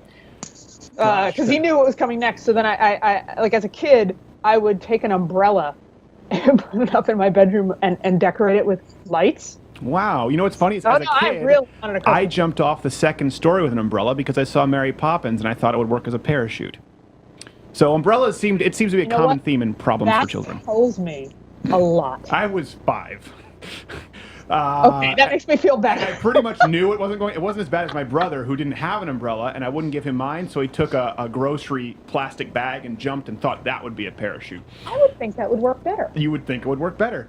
Little It known would. fact, it doesn't. So don't consider Did it you your break bad. anything? No. Well known fact, it does not. It was snow. We jumped into the snow. We would always jump into the snow. Okay, all right. I all right, wasn't all right. that 'Cause I was like, second story, come on. All right, sorry, did you want to talk about something? No, we can talk about. But I was going to say, Gary Goldman has a hilarious bit about that. He talks. He's like, "Oh, Christians, you knocked it out of the park with Christmas. That's a fantastic holiday. With Christmas, you have the Santa and the tree. I also understand there's some sort of religious component to this, if I'm not mistaken. And it's a jab, and I'll take it. I'll give him that one. Yeah. Okay, so you're on. All right. So we have to make this angry and bombastic. No. So you have been on recently. Tired of being angry and bombastic. Well, but this okay. is one thing. The meltdown. I wasn't a big Trump supporter, obviously, in the primaries, but I will say this: I have gone further the other way just because of the behavior from the left and the meltdowns that are just completely off the beam at this point. Do you feel that way with your fellow sort of progressives, that they've gone too far? I mean, demanding counseling, and this guy needs to be run out before he's brought in as president. I mean, they really are like a kid being put to bed throwing a tantrum. Well, as a general rule, the left does do melodrama better. That's why we own Hollywood. Yes. Now wait, when you say we, do you mean the Jews? I know. Don't go there. Don't go there. I know in this alt-right universe, it's okay to make anti-Semitic comments, but I hold you higher, Stephen. I know. What do I think about that? Here's the thing. I will say this. On the right, y'all are brilliant at finding those like crazy pathological extremes and trying to paint the entirety of one side or one group with them. I, for the record, live as an openly leftist person in a openly leftist community called Brooklyn, New York, and have not encountered a single person sobbing on the streets, wailing on the subway, rocking back and forth, demanding therapy. I've seen some people with free hug signs. Hold on a That's second. comforting. I would counter with that with, when was the last time you went into a tapas bar? Because you will find them, you just need to know where to look. But you do say some extremes, and I agree. But I would say like the entirety of Black Lives Did you Matter. say topless or topless? Because it really affects. Topless. Okay, because it affects whether my laugh, which laugh I get Yes, for I know. that. It affects Yeah, okay. whether you're All allowed right, to laugh sorry. because you're. Damn it, fellow Stephen! leftist Why do I like nonsense. you so I don't know. much? I don't even like myself. That's the odd thing here. Now who needs therapy? Yeah, well, like Jill Stein, you wrote about this and you thought Jill the Stein recount needs deal was a great therapy. idea. Well, to That's me, so many leftists got behind that. That is an absurd idea. If the right did it, Hillary Clinton was vilifying Trump for not accepting the results. It didn't do anything except line her pockets. It seems like leftists want it both ways, and they don't accept the results when it doesn't go in their favor, whether it's Walter Scott, Jill Stein. Well, all right. Well, okay. First things first. Let's be fair. It was Donald Trump who said that he will accept the results of the election if he wins. So I would like to posit that there is a good deal of self-serving hypocrisy on both sides of the political aisle. Now, if you want to have a debate about which side does it more, I suppose that's an interesting conversation, not one I'm terribly interested in. I will say that I hope that if we could all step back for a second from our partisan blinders, the idea that Russia played any role in influencing the outcome of our elections and the potential that there might have been any hacking, any nefarious infiltration of our electoral system, I would hope we all want to know if that happened, no matter I would agree with that. But I would also say in that same breath that if we agree on that, I didn't have any more breath, but okay. Well, I apologize. That's because I leave you breathless, Miss Kohn. I am the conversion therapy. This is the truth. Well played. Mike Pence just needs to put me on higher. I will say this, in that theme, Hillary Clinton should have been disqualified to run because the foreign donations, the acquiescence to countries that do not have the United States' best interest at heart. Again, we can't have it both ways. I don't think she should have ever been eligible on those grounds to run because they deliberately tried to affect an election in favor of Hillary. So, okay, that's interesting. We could totally talk about that, but that means you didn't answer my question. Which I did. I said absolutely. If the Russians are involved in hacking, I have a problem. So then there you go. So then you want to count the votes. You want to be clear. Look, there were some irregularities. some, people who study electoral systems who are way smarter than I am and better at math looked at these irregularities and said, hey, look, this is problematic. And listen, this is a simple one. You got voting machines that don't produce a paper trail. That's moronic. Yeah. That's just stupid. So first of all, we shouldn't have those.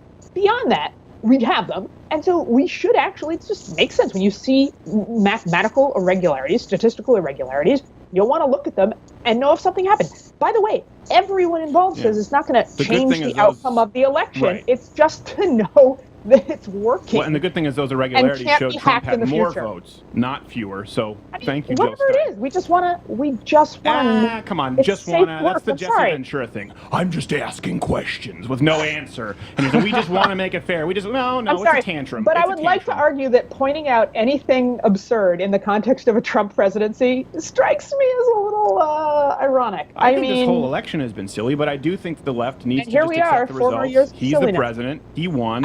Jill I don't Stein's see an anyone- idiot. Listen, I go on air every night and talk about our president-elect Donald Trump. I don't like it, but I accept it. What more do you want?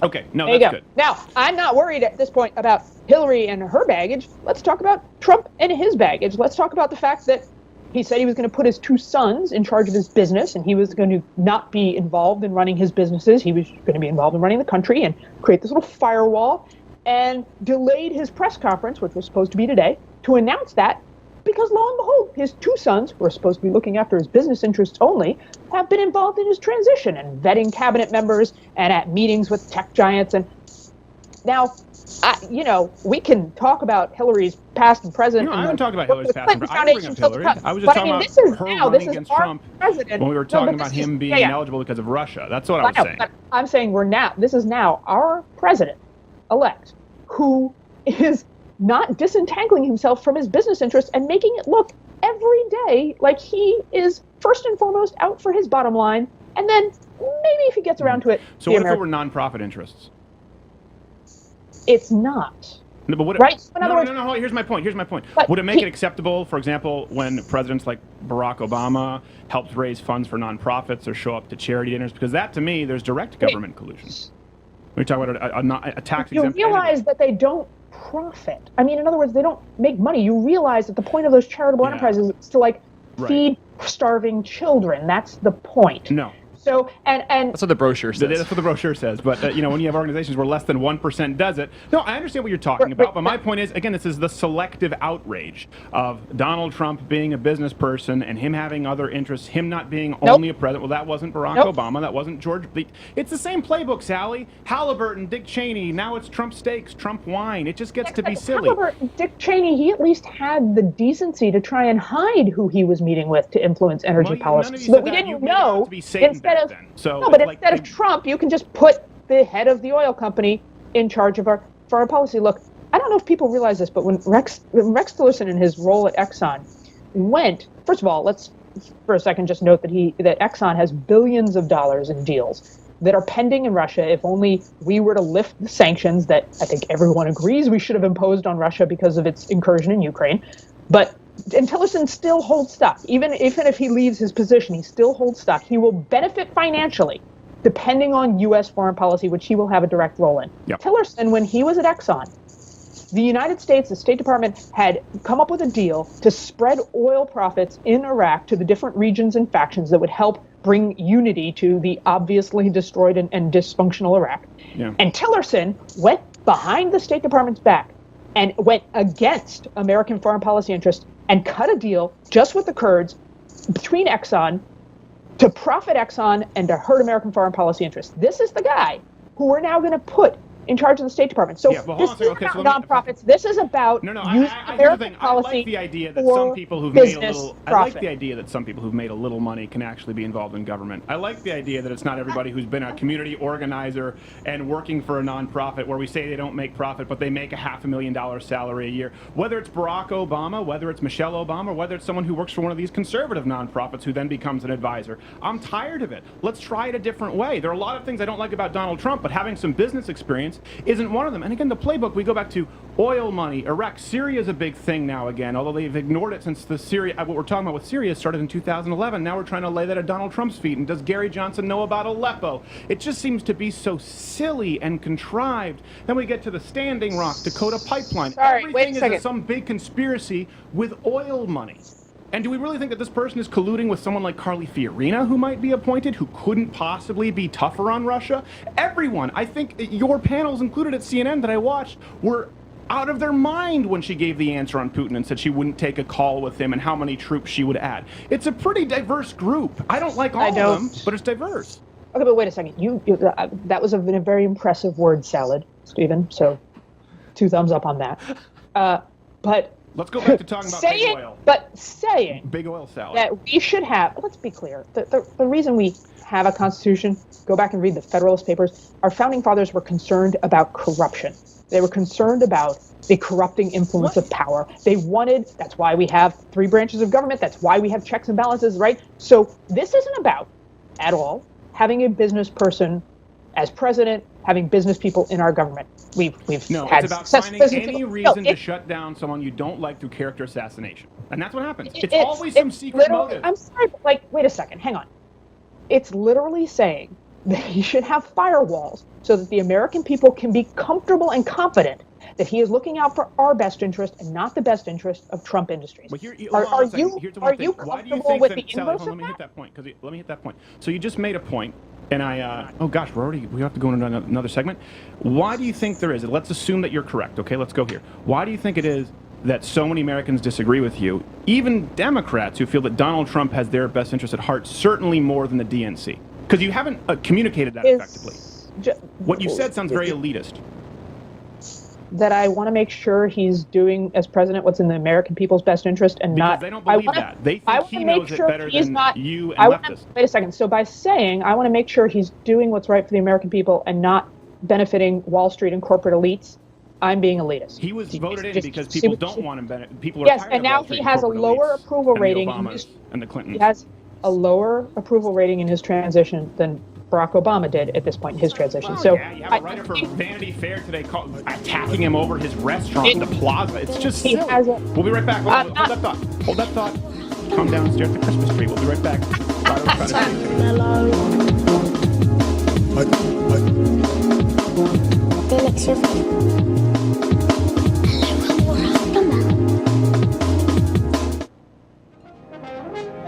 Oh, I'm such a misfit. I'm just going to run away. Ow, careful where you're going now, mister. Oh, I'm sorry. I didn't see you there, Mr. Elf. I'm no elf. I'm going to be a dentist. A what? Can I see your molars and poke around back there? No, of course not. Carl will never let me do that either, was a big point of contention. Who's Carl? That's not important right now. Let's run away together and sing show tunes. I am not such a misfit. Join the Mug Club, don't be a wimp. Join the Mug Club, don't be a wimp. Join the Mug Club, don't be a bitch. Join the Mug Club, don't be a wimp. Join the Mug Club, don't be a wimp. Join the Mug Club, don't be a wimp. Join the Mug Club, don't be a bitch. Join the Mug Club, don't be a wimp. You better join the Mug Club unless you want us to kill your children right now. How much do you really love your children? How much do you really love your children? Join the Mug Club, don't kill your kids. Join the Mug Club, we'll kill your kids. Join the Mug Club, don't kill your kids. Join the Mug Club, we'll kill your kids.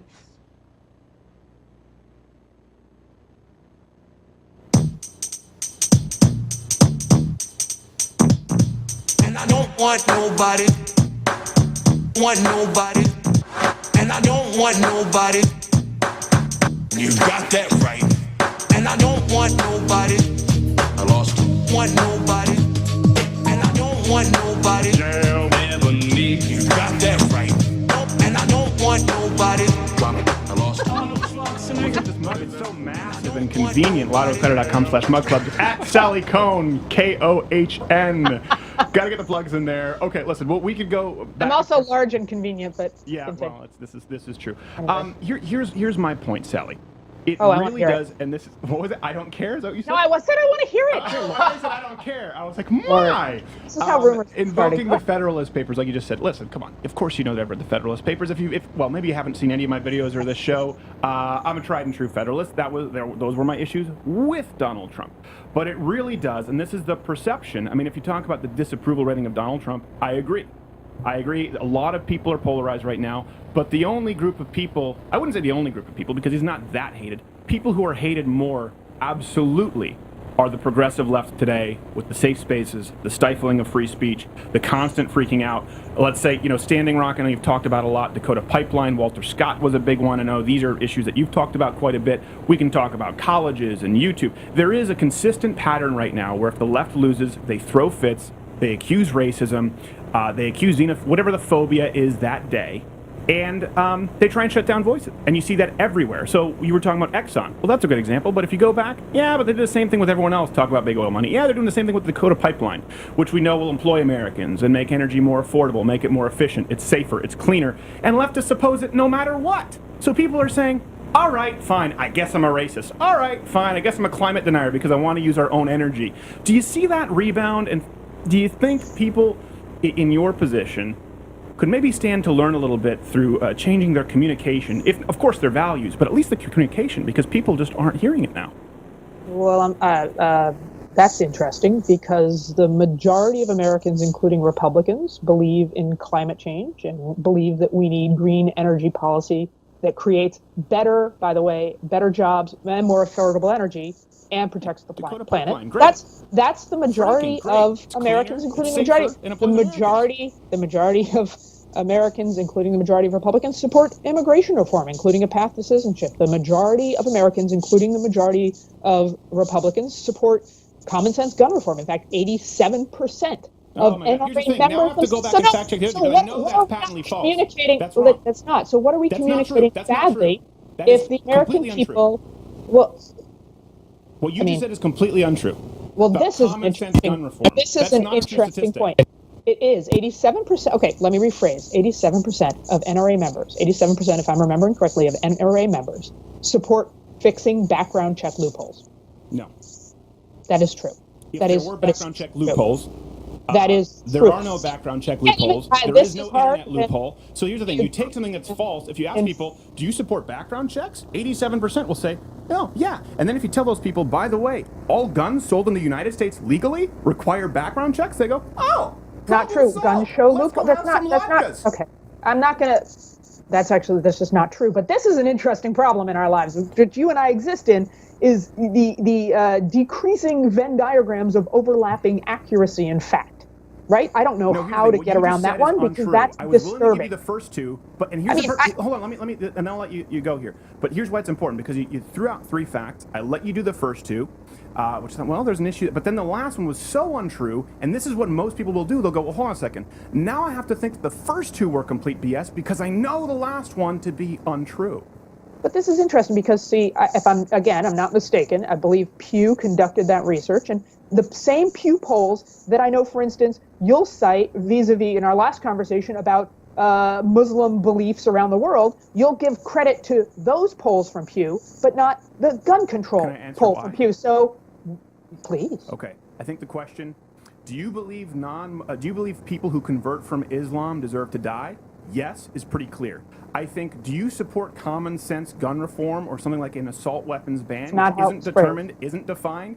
It's not the same kind of accurate polling, and it's not conducted by real polling agencies because it's not a question that you can ask. It's the same poll agency, and that wasn't the phrasing of the question. But hey, let's pull it up and let's debate it next time.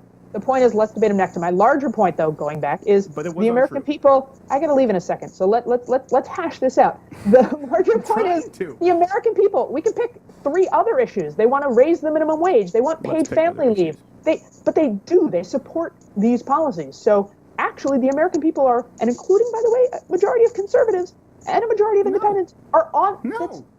No.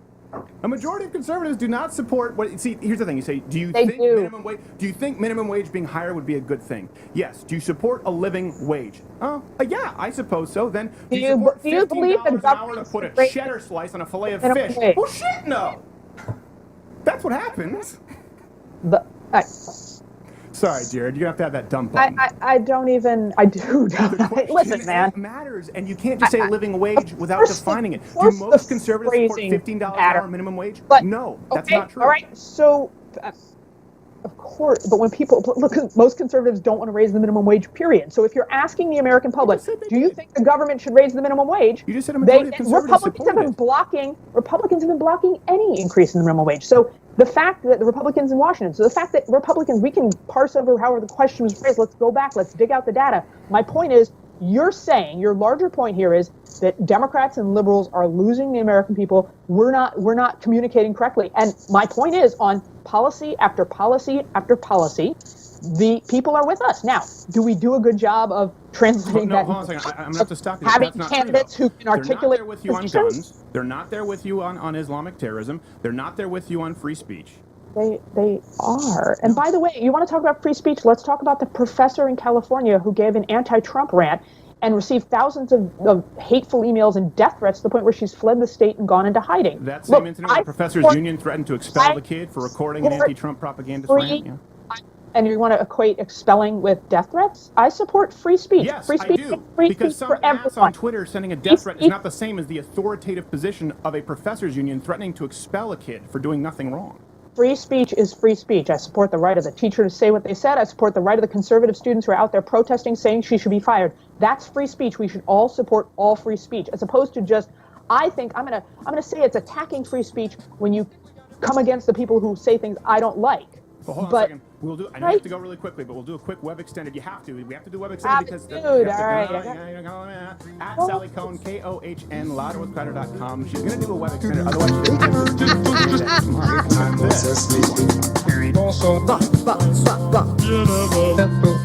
to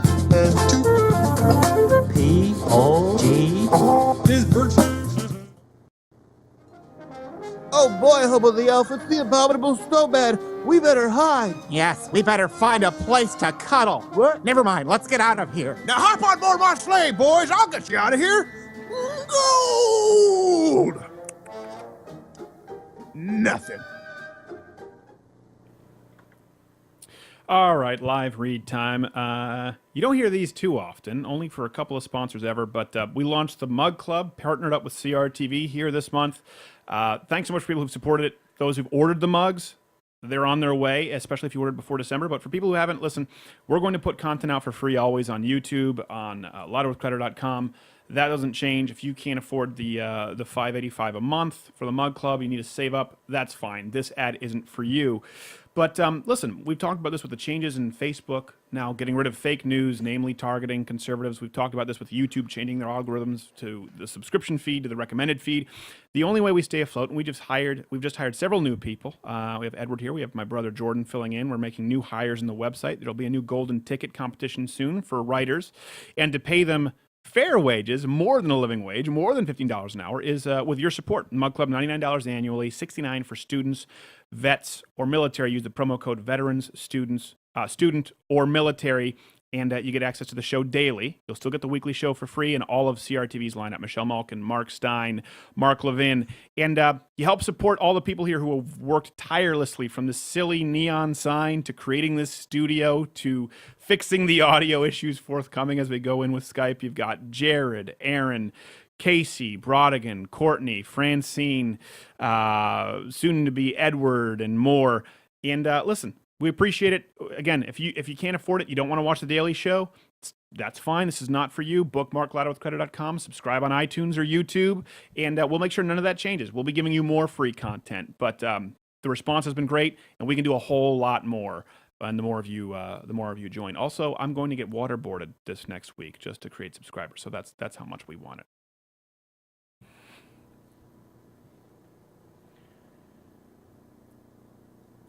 We are Santa's elves. We are Santa's elves. Oh, Mama, how can I eat with all that racket? Eat, Santa. They're singing for you.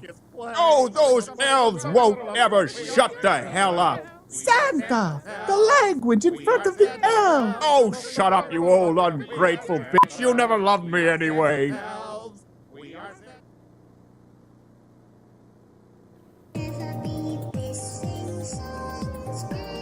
Santa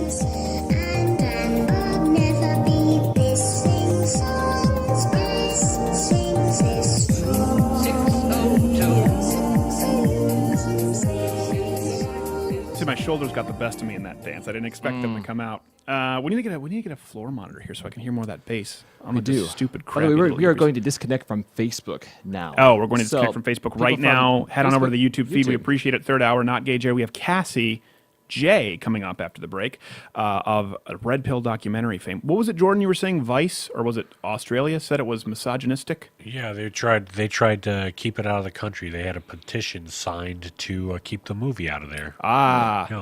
Like Germany with Mein Kampf. This never happened. We were too busy making strudel and lederhosen. Germany. Germany, you've lost your right to complain about global issues for a little while now. I know it's not fair. I know many of you generationally had nothing to do with it. But when under your belt you have all the world wars, we're not going to you for advice. You're not our wise counsel at this stage in the game. That seems fair. Speaking of countries that are silly, Canada.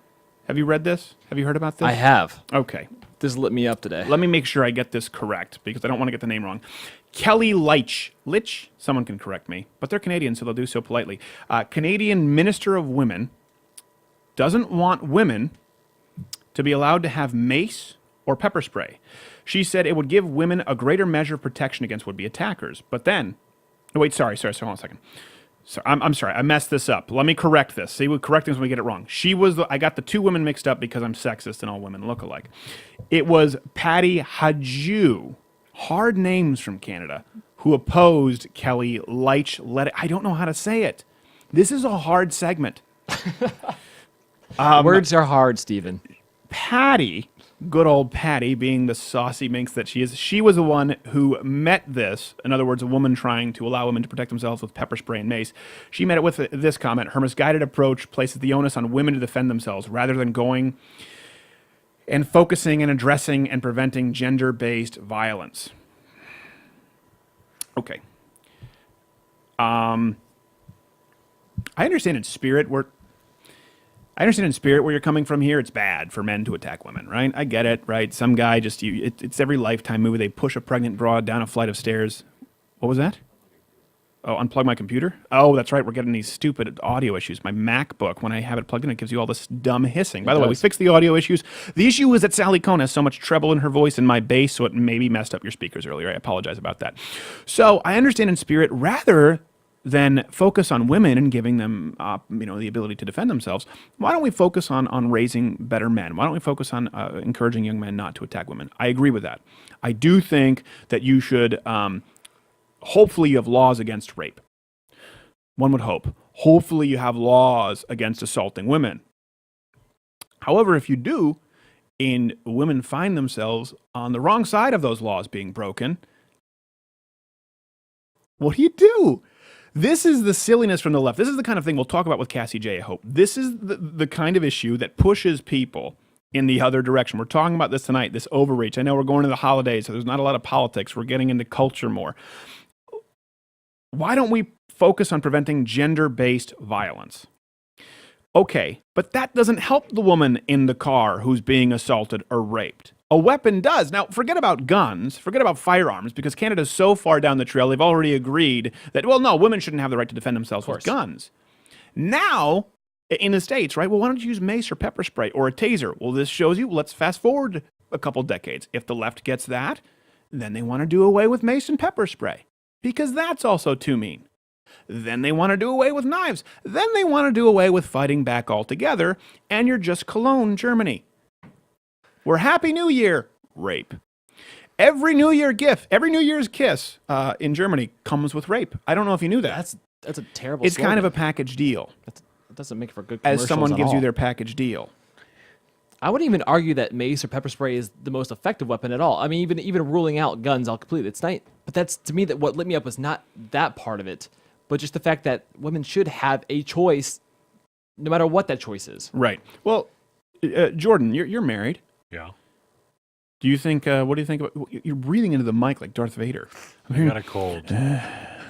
By the way, if people are the reason my eyes look like sphincters, I am highly allergic to horses. Did not know that until last night. So Benadryl, which messes me up for an entire day. I imagine it's what the worst hangover Those feels long rides like. on the beach will get you. My eyes, I looked like Rocky Balboa. It was swollen shut, and I felt so bad. My dad wanted to take us on this carriage ride through this neighborhood with all these nice Christmas lights, and I was just about to go in through. I don't know if you can get anaphylactic shock from breathing. I know if you eat shellfish. I don't know, but I like to watch that.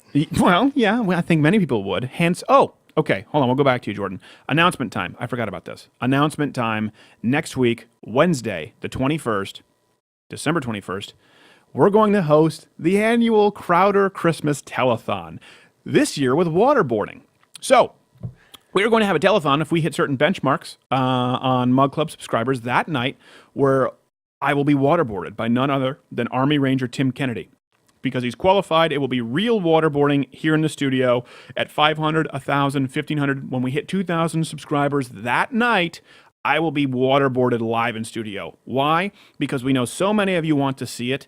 If you hate me and if you like me, you're still a little curious, and you also probably want to see it. I'll be here.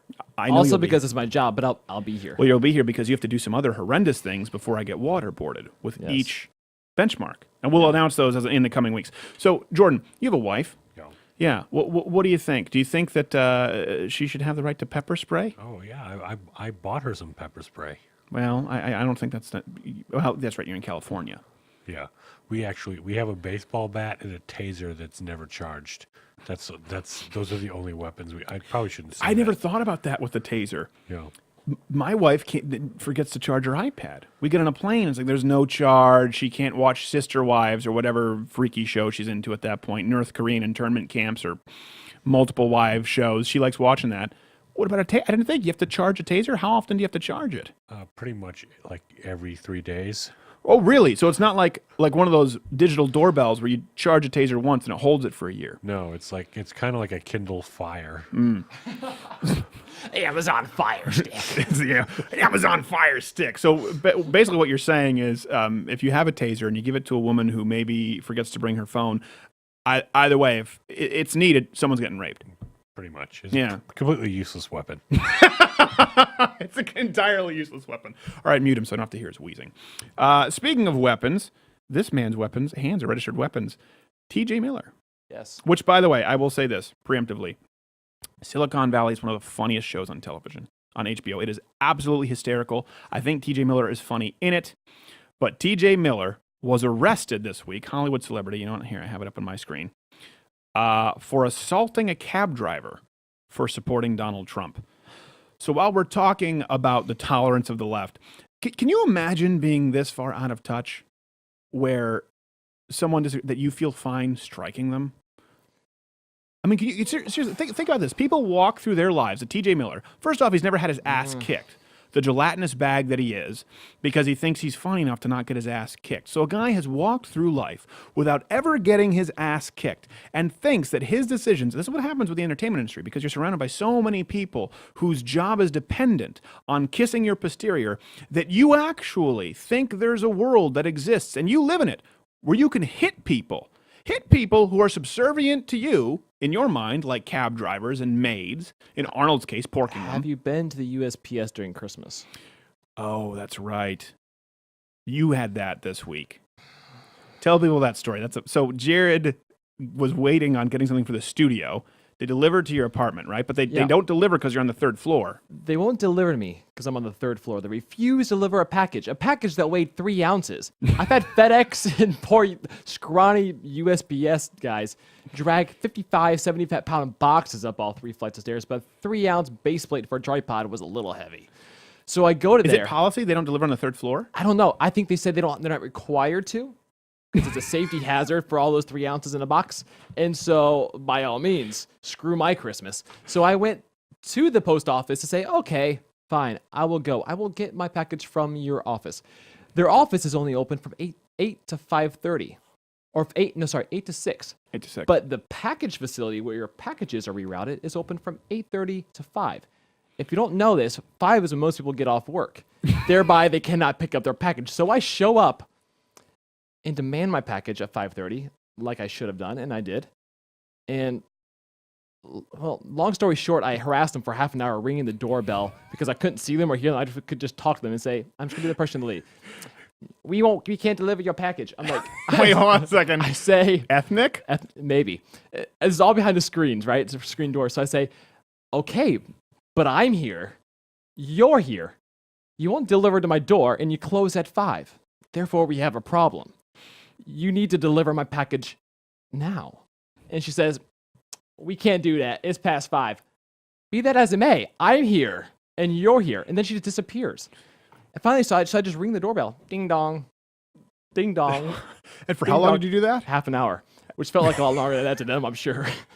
She finally comes back, and she's on the other side, and I can hear her. I say, I'm still here. This is like 10 minutes, 15 minutes later. She goes, I can just hear her digging around. No response. I can hear you. She goes, we said we're not allowed to deliver your package. I said, again, be that as it may, I'm here, and my job depends on my productivity and results. Thereby, I need my package to produce a result. I understand you may have difficulty relating to that predicament. Yes. But I need my package, I need now. Anyways, long story short, or short story long, it ends with me walking out, screaming Merry Christmas a-holes, and slamming the door, to which I still not receive my package. We got 30 seconds. Well, you're a hero to everyone who's ever wanted to do that with the post office. I hope so. And you're the hero to the post office that I was to American Air when they took cash only for beer. By the way, they sent me the wrong package. When I thought I got package the next day, it was not the right thing. Now, what's not funny, picture that with lupus. That's true. And you have Obamacare. Cassie Jaye coming up next. This is going to be interesting. Stay tuned.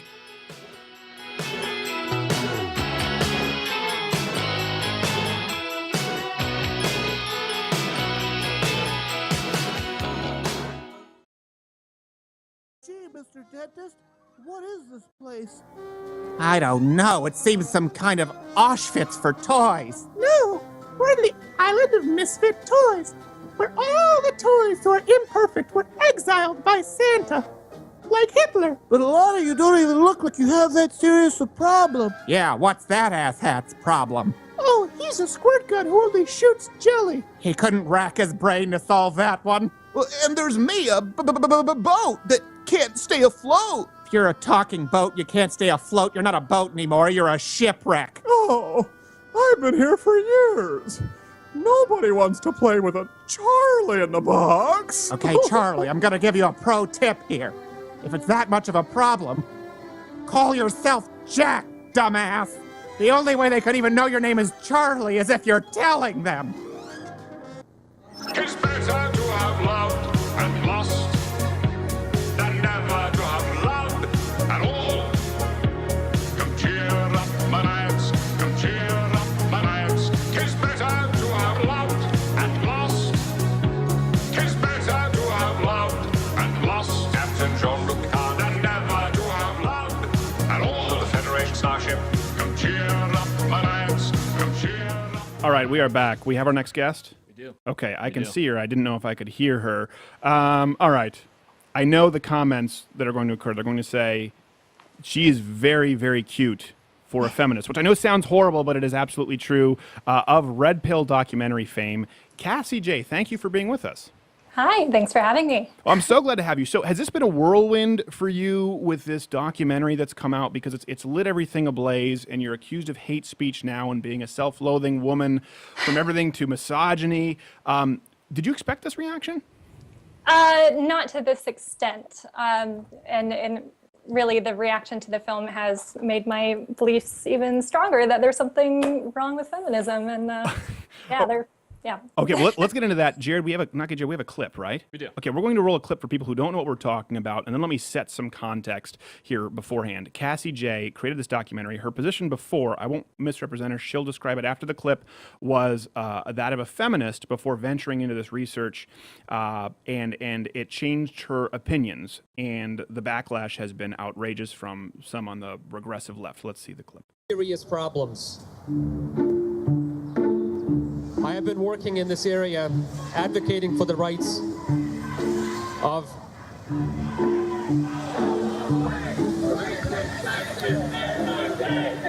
and here we go. What you'll hear. Okay, well, I don't know. That was a weird cut there, not Jared. It was a weird cut. You really deserve to be fired. So Did I miss? Now, did you consider yourself a third wave feminist, classical feminist before you did this film? Before this film, I didn't realize there were different sectors of feminism. So I didn't consider whatever wave or radical versus equity. I didn't, label myself beyond feminist. Yeah. I thought we were all just for gender equality. Right, yeah. Well, no, that's not the case, as you learned very soon by the butch-gutted chain gang over at BuzzFeed, I'm sure. So, okay, what changed? You set out, and a lot of people say this, but you genuinely set out to make this film, and did this authentically change during the process of making the film to sort of taking the red pill and learning about men's rights? I'm using these terms in quotations because, these are labels people have put on them. Yeah. So initially I set out to make a different film than the film that is now the Red Pill movie. I thought I was going to film men's rights activists for a year and be a fly on the wall approach, just showing them saying, I assumed, misogynistic, women bashing kind of things. Right. And that would be the film exposing essentially this underground culture of misogyny. So that was the film I thought I was making. And as I started to meet each men's rights activist on and on until 44 people I interviewed over a year, I realized that it wasn't so black and white, and the way that the mainstream media had been portraying them was not the same experience that I had. And also this kind of sideline plot line was that my own feminist views were changing along the way. So I ended up deciding to include that in the film. And that, of course, was met with the left accusing you of being misogynistic and a hate speaker. Now, would you consider yourself more liberal from what I've read? Yes, I am a registered Democrat, but I also think this past year especially, something's shaken up in the political sphere, at least in the U.S. And I personally know a lot of my liberal friends, and myself included, we're really kind of annoyed and, pretty distraught with what's happening with liberals nowadays. And I think the social justice warrior element of it is, the toxic element. Right. Well, that would lead me to ask kind of, people like Christina Hoff Sommers. What do you think now of, or did you have a different opinion before, sort of women in this side of the movement where you find yourself now? And has your opinion on people like that changed? Because I've spoken with her. I've on stage, with her, we've done speaking engagements, and she is met with some of the most vitriolic hatred, ironically enough, pretty misogynist from the liberal men. I think I might have heard the B word out there once or twice at UMass, Cassie. What has your viewpoint been on them before and after? Well, with Christina Hoff Sommers and Camille Paglia, I think where I've ended up after making this film is a little different than them. In that, spoiler alert, after making the film, I no longer call myself a feminist, whereas they still do. And I think, they're trying to work within the movement to why is that? Why is that important to you to remove even just the title feminist? So it seems like that's a proactive decision based on some sort of toxicity. Yeah, well, I definitely thought long and hard about, should I keep the label to work within the movement and try to make, better change? But I realized that any feminist that I interviewed, spoke with, people at Ms., the leaders and scholars of the feminist movement, my own feminist friends, and some I think would be more classified as equity versus radical, but all of them across the board believed in patriarchy theory. And, that's definitely a platform position that you have to believe that if you're going to call yourself a feminist.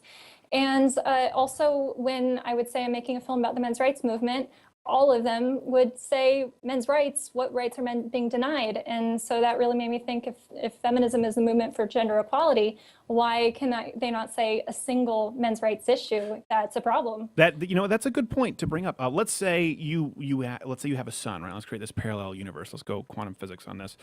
For every way the world could be, there is a world which is that way. How would you feel? So I'm trying to put this in a personal way for people out there. We have a lot of, moms who might be listening. Let's say you have a son. How would you feel he's disadvantaged at this point in history?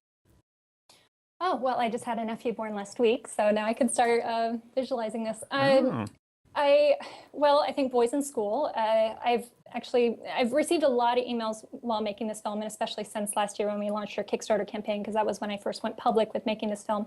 So I got all these emails from a lot of mothers and grandmothers talking about what their sons are dealing with, or grandsons. And a lot of what they were dealing with is this kind of normalized male bashing in school, that, you know, it's okay to tease guys, even hit guys in class. And I know Karen Strawn heard that, or someone she was talking to said that a girl went up to a boy in school and hit him and said, "You can't hit me back, I'm a woman."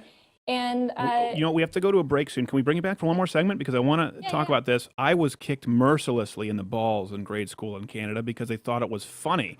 And it was the one time I cried in school, and I should have. Cassie Jaye of Red Pill fame. This is not a joke. This is true. Mercilessly, I was kicked in the testicles, and platforms were in. Cassie Jaye after the break. Wow. Stay tuned.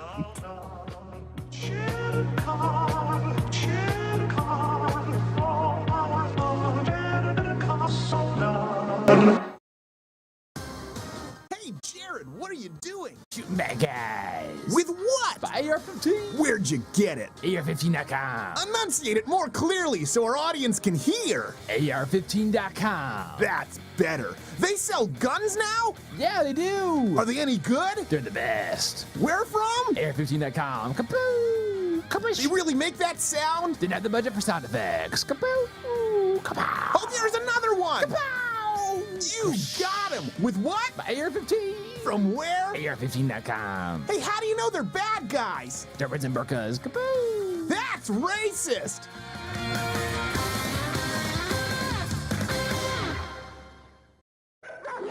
Oh no, the abominable snowman's back. Haven't I shown you when I mutilate beasts and take out their teeth? This is one mighty humble mumble.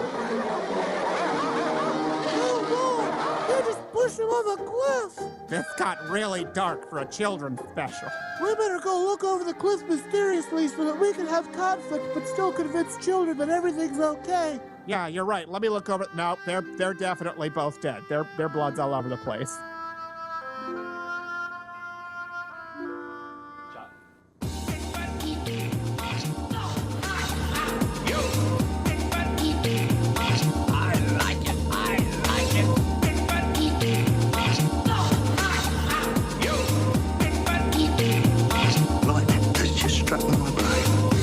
All right, we are back, and I have to apologize. She's a very nice lady on the show, and I didn't realize, for people who aren't familiar with our commercial breaks, sometimes these get a little awkward.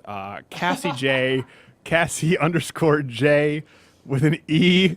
I'm sorry, Cassie. I should have warned you, but I appreciate you sticking it out. No problem. So we went to the break, and you looked very concerned. That was not a joke. I was kicked. I remember her name, Amy Leonard, in the balls. It was a trend in grade school. And I just remember sitting there. It was so painful, and I was terrified to cry. It's the one time I cried in school, and the teacher didn't even. She was like, "Amy, that wasn't very nice." And I thought, "But Amy, not very nice. I might never have children." And that was the extent of it. And of course, there were no consequences. Really, it was thought of as cute. So I know that's anecdotal. That was just your point of boys being hit. So you were talking about how you think your son might be disadvantaged in today's world. I'm sorry, the floor is yours. Yeah. Well, no, you're getting kicked in the balls story reminded me of something that was on my Facebook feed last week. A person in my circle of friends wrote that her daughter is now at the age where boys are snapping bra straps in the back. And so all these that happened with me, but accidentally. I wasn't very handy. Classic. So all these moms started commenting on Facebook, and they said, if this happens to your daughter, tell her to punch him in the throat. And so Jordan is. See, this is even men. Jordan's laughing his ass off here, and you just crush the kid's trachea. Yeah, that can kill someone if you do it hard enough. But yeah, so, and this was, everyone was agreeing, yeah, that's good, suggestion. And, so that's, what's happening on Facebook. Well, that's a cultural sort of treatment of men, right? But I know in your film you sort of address more, we use the term, systemic a lot, it's overused, but sort of systemic disadvantages that men or young boys would experience. Could you maybe just rattle off? I know it's numerous, but give us some of those for people out there who may not. A lot of people genuinely don't know about this, Cassie. That's the thing. You talk with people who are informed, but when you get outside, you realize most people have no clue that this goes on. Yeah. Okay, so going through the lifespan of a boy, and this is obviously a very contentious issue, but male genital mutilation starts right at birth. In the US, it's one of the highest rates. And then we go into school, and boys are having to adhere to female kind of ways of learning, which is sitting still in the seat, and even this kind of war on recess. Boys need to move around and be active. And then going to college with affirmative action. Boys are, put on the back burner, wait in line for us to get some more diversity in school. Yes. But they also have Kwasi is more- getting the spot before a man named Clarence, generally. What? I'm saying Kwasi, particularly if I was trying to pick an ethnic name, is going to get that slot before a man named Clarence. But that is true. Interestingly, I want to hit that point because you skimmed past it, and I think you've talked about this. Boys do much poorly. They do much more poorly than girls in school, but they actually do better. They outperform them on the SATs, and that shows you when they're allowed to study in their own element, when they're allowed to take their own time and learn the way men process information. I'm not saying men are smarter, but your floor. Yeah, so less boys enroll in college now, and also less are earning degrees. But we still, very much live in a kind of hypergamy culture, if you're familiar with that. So girls want to marry up. And so here are all these, college-educated women going to med school and then getting out of college and saying we're all the good men. But it's because, girls like to marry into, a higher status than they currently have. And so we have failure to launch with boys that are still staying in their parents', basement. Gaming, pornography is some issues once it's, taken to an extreme level. And let's see, later in life, obviously family. I think that's really when men's rights activists start to join the movement is during family court. And so custody battles, alimony. And what I found with making the red pill is that feminist organizations have historically fought joint custody legislation. Yeah. So family court, obviously, and then later in life. And actually, single moms are more likely to abuse a child than single fathers. A lot of people don't know that. I didn't know that. Yeah. Karen Strawn talked about that. Yeah, actually, domestic abuse is higher in lesbian couples, marginally, not by a huge amount, mind you. And women are more likely to abuse, particularly if they're boys, their children, than men. And that kind of makes sense when you think about it, because it goes back to the kicking in the balls story. They've been conditioned that it's not as bad. And listen, I'm not going to lie. It's not as bad. And the reason why is because when men hit a woman, we've been told this is sexist to say, most women in this situation are relatively powerless physically, right? The man can overpower them. In the opposite case, it's usually not true. Not saying it's acceptable, but my wife's given me a swat or two, and I deserved it. Yeah, well, and also, if the police are called to a domestic violence situation, the automatic assumption is that he's the primary aggressor. Yeah. And, because of his size, even though women use objects and weapons more often in domestic violence situations. So, there is an equalizer. But yeah, so. Let me ask you this then, kind of moving, and that's true. And people can go, where's the best place for people to find this film, Cassie? TheRedPillMovie.com. TheRedPillMovie.com. Okay, so you're making this, you're thinking you're starting off as a feminist, kind of like, I remember in Parks and Rec, Amy Poehler said, stop saying about men's rights, it's not a thing, it's not even a real thing. I remember watching that, and it was so dismissive. I was going, oh my gosh, how elitist can you be? And so you're in that mind frame. Then you're learning, right, which is kind of the purpose of a documentary. You're learning, your mind is opening, oh, this isn't what I thought it was. As that happens, did you at that point realize or think that you were going to be met with the banning from film festivals, the trying to ban it from countries? At that point, did you think, okay, this could go into some murky territory, or were you still unaware of today's left and their reactions? So we released the film about 2 months ago, and when we did release the film, I certainly was concerned with how people included in the film or what they were going to think of the film, because no one had seen the film before the premiere. But the film is extremely balanced and it let everyone speak in context. And so I thought, I was going to have the same kind of reactions from my previous films, which is saying that, yeah, it's a, very complex issue, and the filmmaker took a very balanced approach and wanted to let all sides have their time to speak. And, ultimately with all my films, I've just wanted I wanted my audiences to understand the gray area that I came to learn by making whatever films I've been making over the years. And so that's the same with The Red Pill. But then the backlash with, being banned in Melbourne and Sydney, being pulled from a theater there, and then Ottawa, and a petition in Berlin. So we've had a lot of resistance to this film. And, at the time I was like, this is so silly and this is censorship. And, Sure. And I'm glad it did inspire a free speech kind of conversation.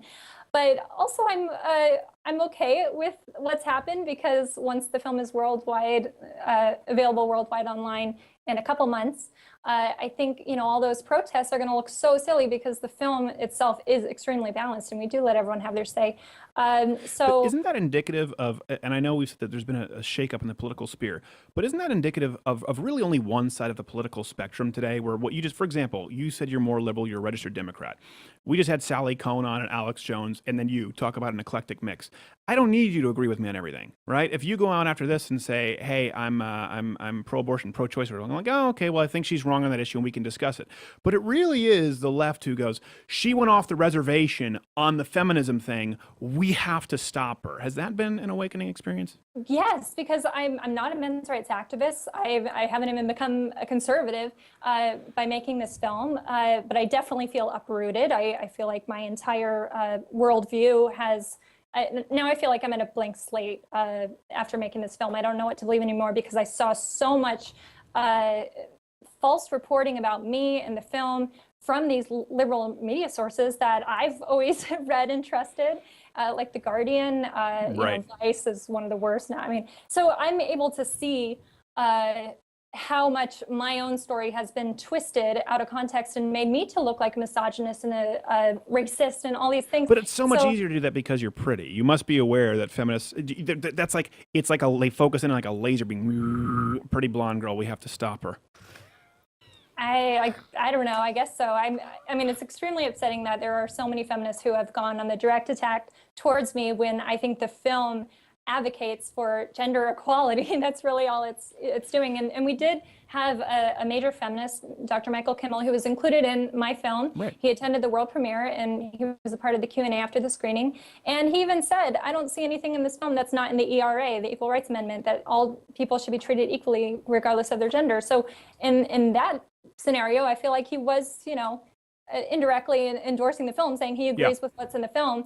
But still, all of his compadres are Oh, taking, you can't say that. dry- This is gonna be written racist, bad hombres. That's your bad hombres moment. Well, his own side, they've drawn a line in the sand and said she's no longer with us. And they also, started to attack me before the film was even released. Well, let me ask you this: does that give you, like, you've read it? We talked about this first segment. The Facebook now is going to label and bury fake news, and on their council to determine what's fake is going to be ABC News and Snopes, and I'm sure some people at NBC. I had this kind of awakening earlier on, but reading this stuff about you from supposedly legitimate publications that is fabricated or is false, does that make you concerned with the people who are allies to, Facebook, Guardian, Twitter? They're going to be determining what's real and fake when we know they fake it? It's terrifying. It's absolutely terrifying. And it's scary to think that I wouldn't even realize how messed up the media is if it weren't for this past year with the release of this film. But now, the only thing that I know for certain, without any question, is my own story and my own film and who I am.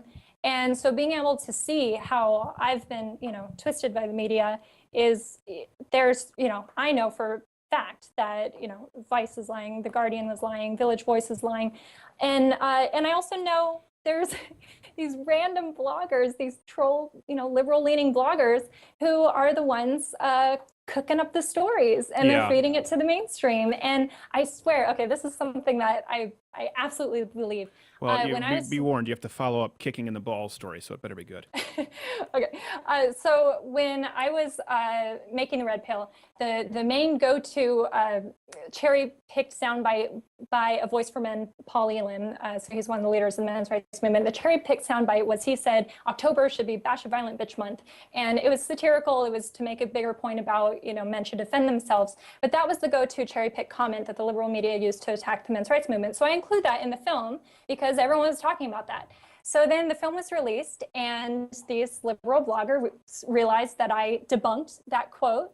So, this one troll blogger who I'm not going to mention, I don't want to give him any more press than he has. He's probably a pedophile at Salon. So he decided, I'm pretty sure it was him. I swear it's like he has a window and it's like a ticket man to get on the train or something. And so mainstream liberal sources are going to his little ticket window and he said, she already debunked that quote. Okay, let me find another quote from Polly Lum. Okay, use this one. And then every mainstream media source said, why don't you call out Polly Lum's quote in your film when he said X, Y, Z? And they're changing, constantly changing the Right, script that's of what they do. Is they want to post. make you defend something that even you believe is indefensible. And here's the thing, it doesn't matter if you say like, well, I disagree with that quote, they'll pull out another one. And that's the point, is these people aren't your friends. I will say one thing here. I don't know if this is misogynist of me telling you something, but Cassie, you are no longer a liberal. The way you just spoke, that is not, or certainly not a progressive. Accept it now. Be water, my friend. You can put water in a cup. It becomes that cup. That's Bruce Lee, also a sexist. Cassie Jaye, there you go. Oh, wow, mug club. We're going to have to get her a mug, not Gay Jared. Red Pill documentary. Cassie, will you come back and join us in the future? Of course, I would love to. Horrible conservatives. Thank you so much, Cassie Jaye. We are going to wrap this show up in a nice bow for you, but a masculine bow. Maybe gender neutral bow. Let's go gender neutral. What's that, yellow? Can you do yellow? We'll work on it. I don't know. We'll get it. Just give them both an Oscar. Okay.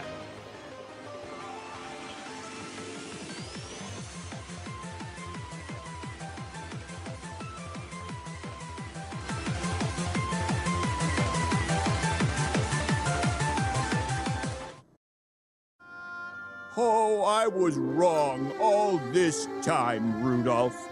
Here we are in this storm, and you, the misfit, saved us. I guess what I'm trying to say is, Rudolph, with your nose so bright, won't you guide my sleigh to... No, seriously, Santa, screw you. Yeah, you're just using him now because you need him during a storm. What happens when the weather's clear outside? Little Rudolph here will be venison faster than you can say Merry Christmas. Have a holly jolly Christmas. It's the best time of the year.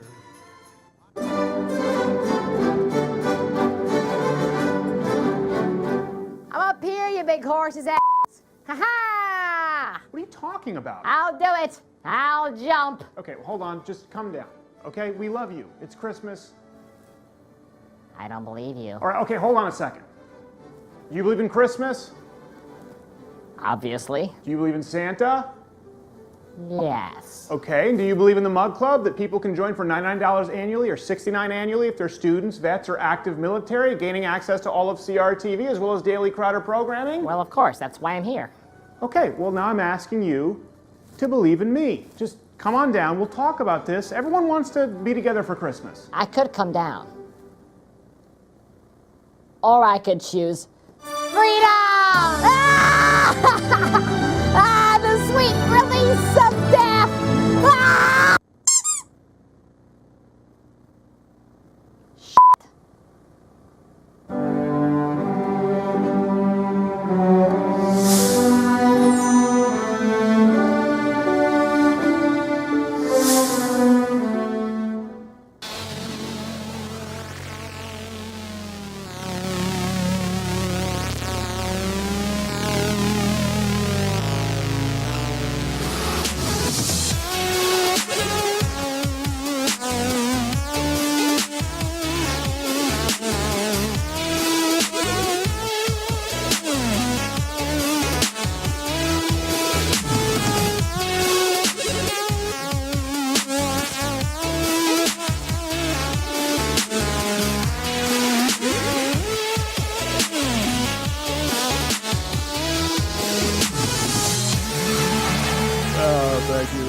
Segment. That's so much more awkward when it's just you Isn't it bad? watching the dancing. I'm okay, everybody. Thank you very much. That was Cassie Jaye. She was fantastic. We have to have her back. She was good. She was really good. And she had, you see her little mug club thing? She was great. Yeah, I don't know how she... I mean, I don't know if we should compliment her or sue her for stealing our mug. I don't know. That wasn't a legitimate mug at all. That's a What do we do? counterfeit. It is a counterfeit. It was made by Cassie Jaye. Probably, okay. Probably made in Taiwan, too. I bet you. China. I bet you. Mexico. We're going to punish all the Cassie Jays for taking their jobs with the... Okay, they're going to bring the bugs back here. Appreciate it. Sally Kohn, Alex Jones, Cassie Jaye, all of whom, we probably have maybe at least 50% on which we disagree. Mm-hmm. And I haven't been looking forward to this segment all week, but it's a necessary one. I had a friend this week who passed away, who really had an impact on my life more than I realized until this happened. Seymour Singer. And Tammy, if you're watching, I'm very sorry. And I hate it when people go out and act as though they were best friends. You know, we were very close for a period. I remember the last time I spoke with him was about a year ago. Remember where I was, and Ron the handyman, his parking, his driveway while working on a motorcycle. Anyways, that's neither here nor there.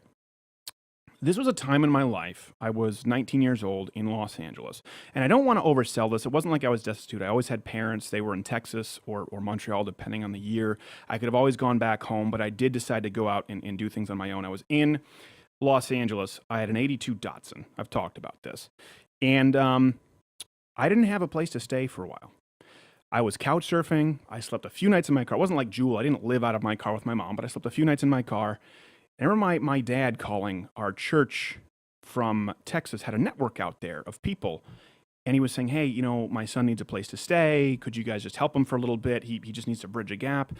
And they wouldn't even return his calls. I don't say this to try and sort of vilify Christians. I say this because this is an actual experience. And my uncle set me up with his friend, Seymour Singer. Never met him before in my life. Was a liberal, secular, atheist, agnostic Jew. And that night, after 2 nights of sleeping in my car, when I drove in to his apartment complex in Hollywood, he laughed, made fun of me as I drove in this crappy 82 Datsun, and took me in that night. And gave me a place to stay that night. And gave me food, and took me out with his family. And I stayed there for several months.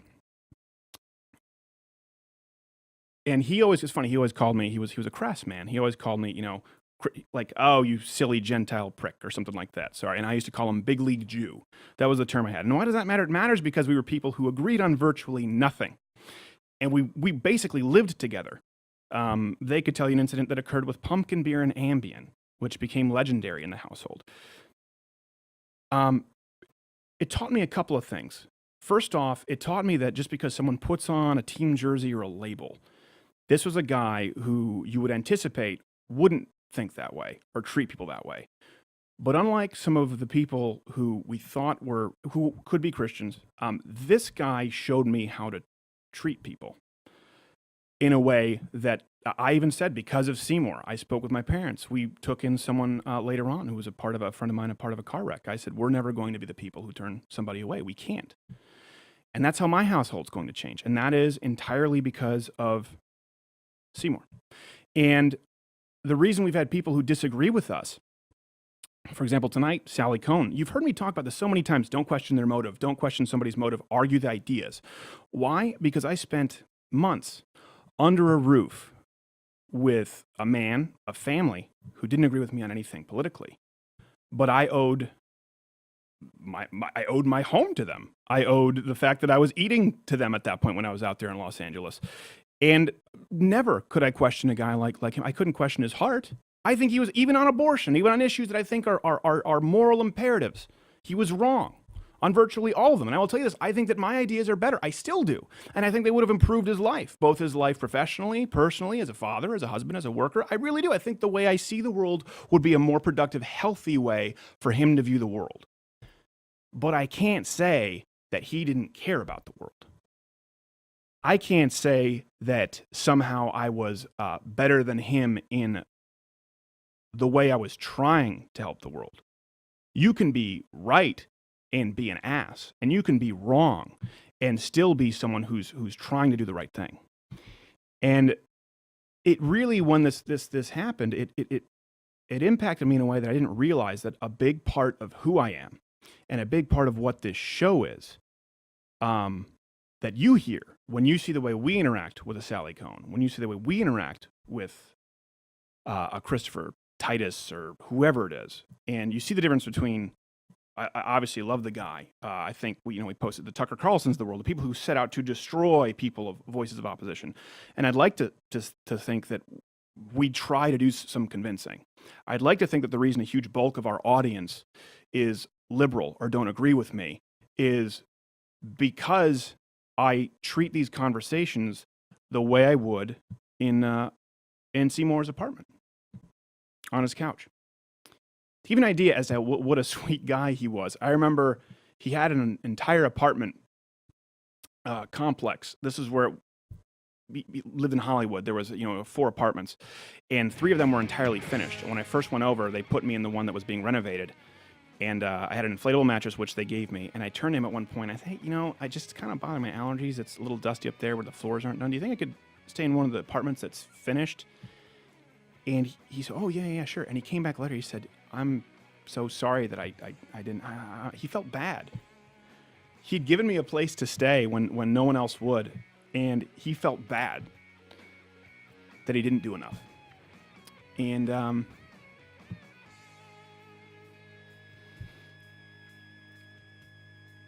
just going to miss the guy. And the guy really impacted me. And I just wanted to, don't question the motives, and try and be more like a guy like that.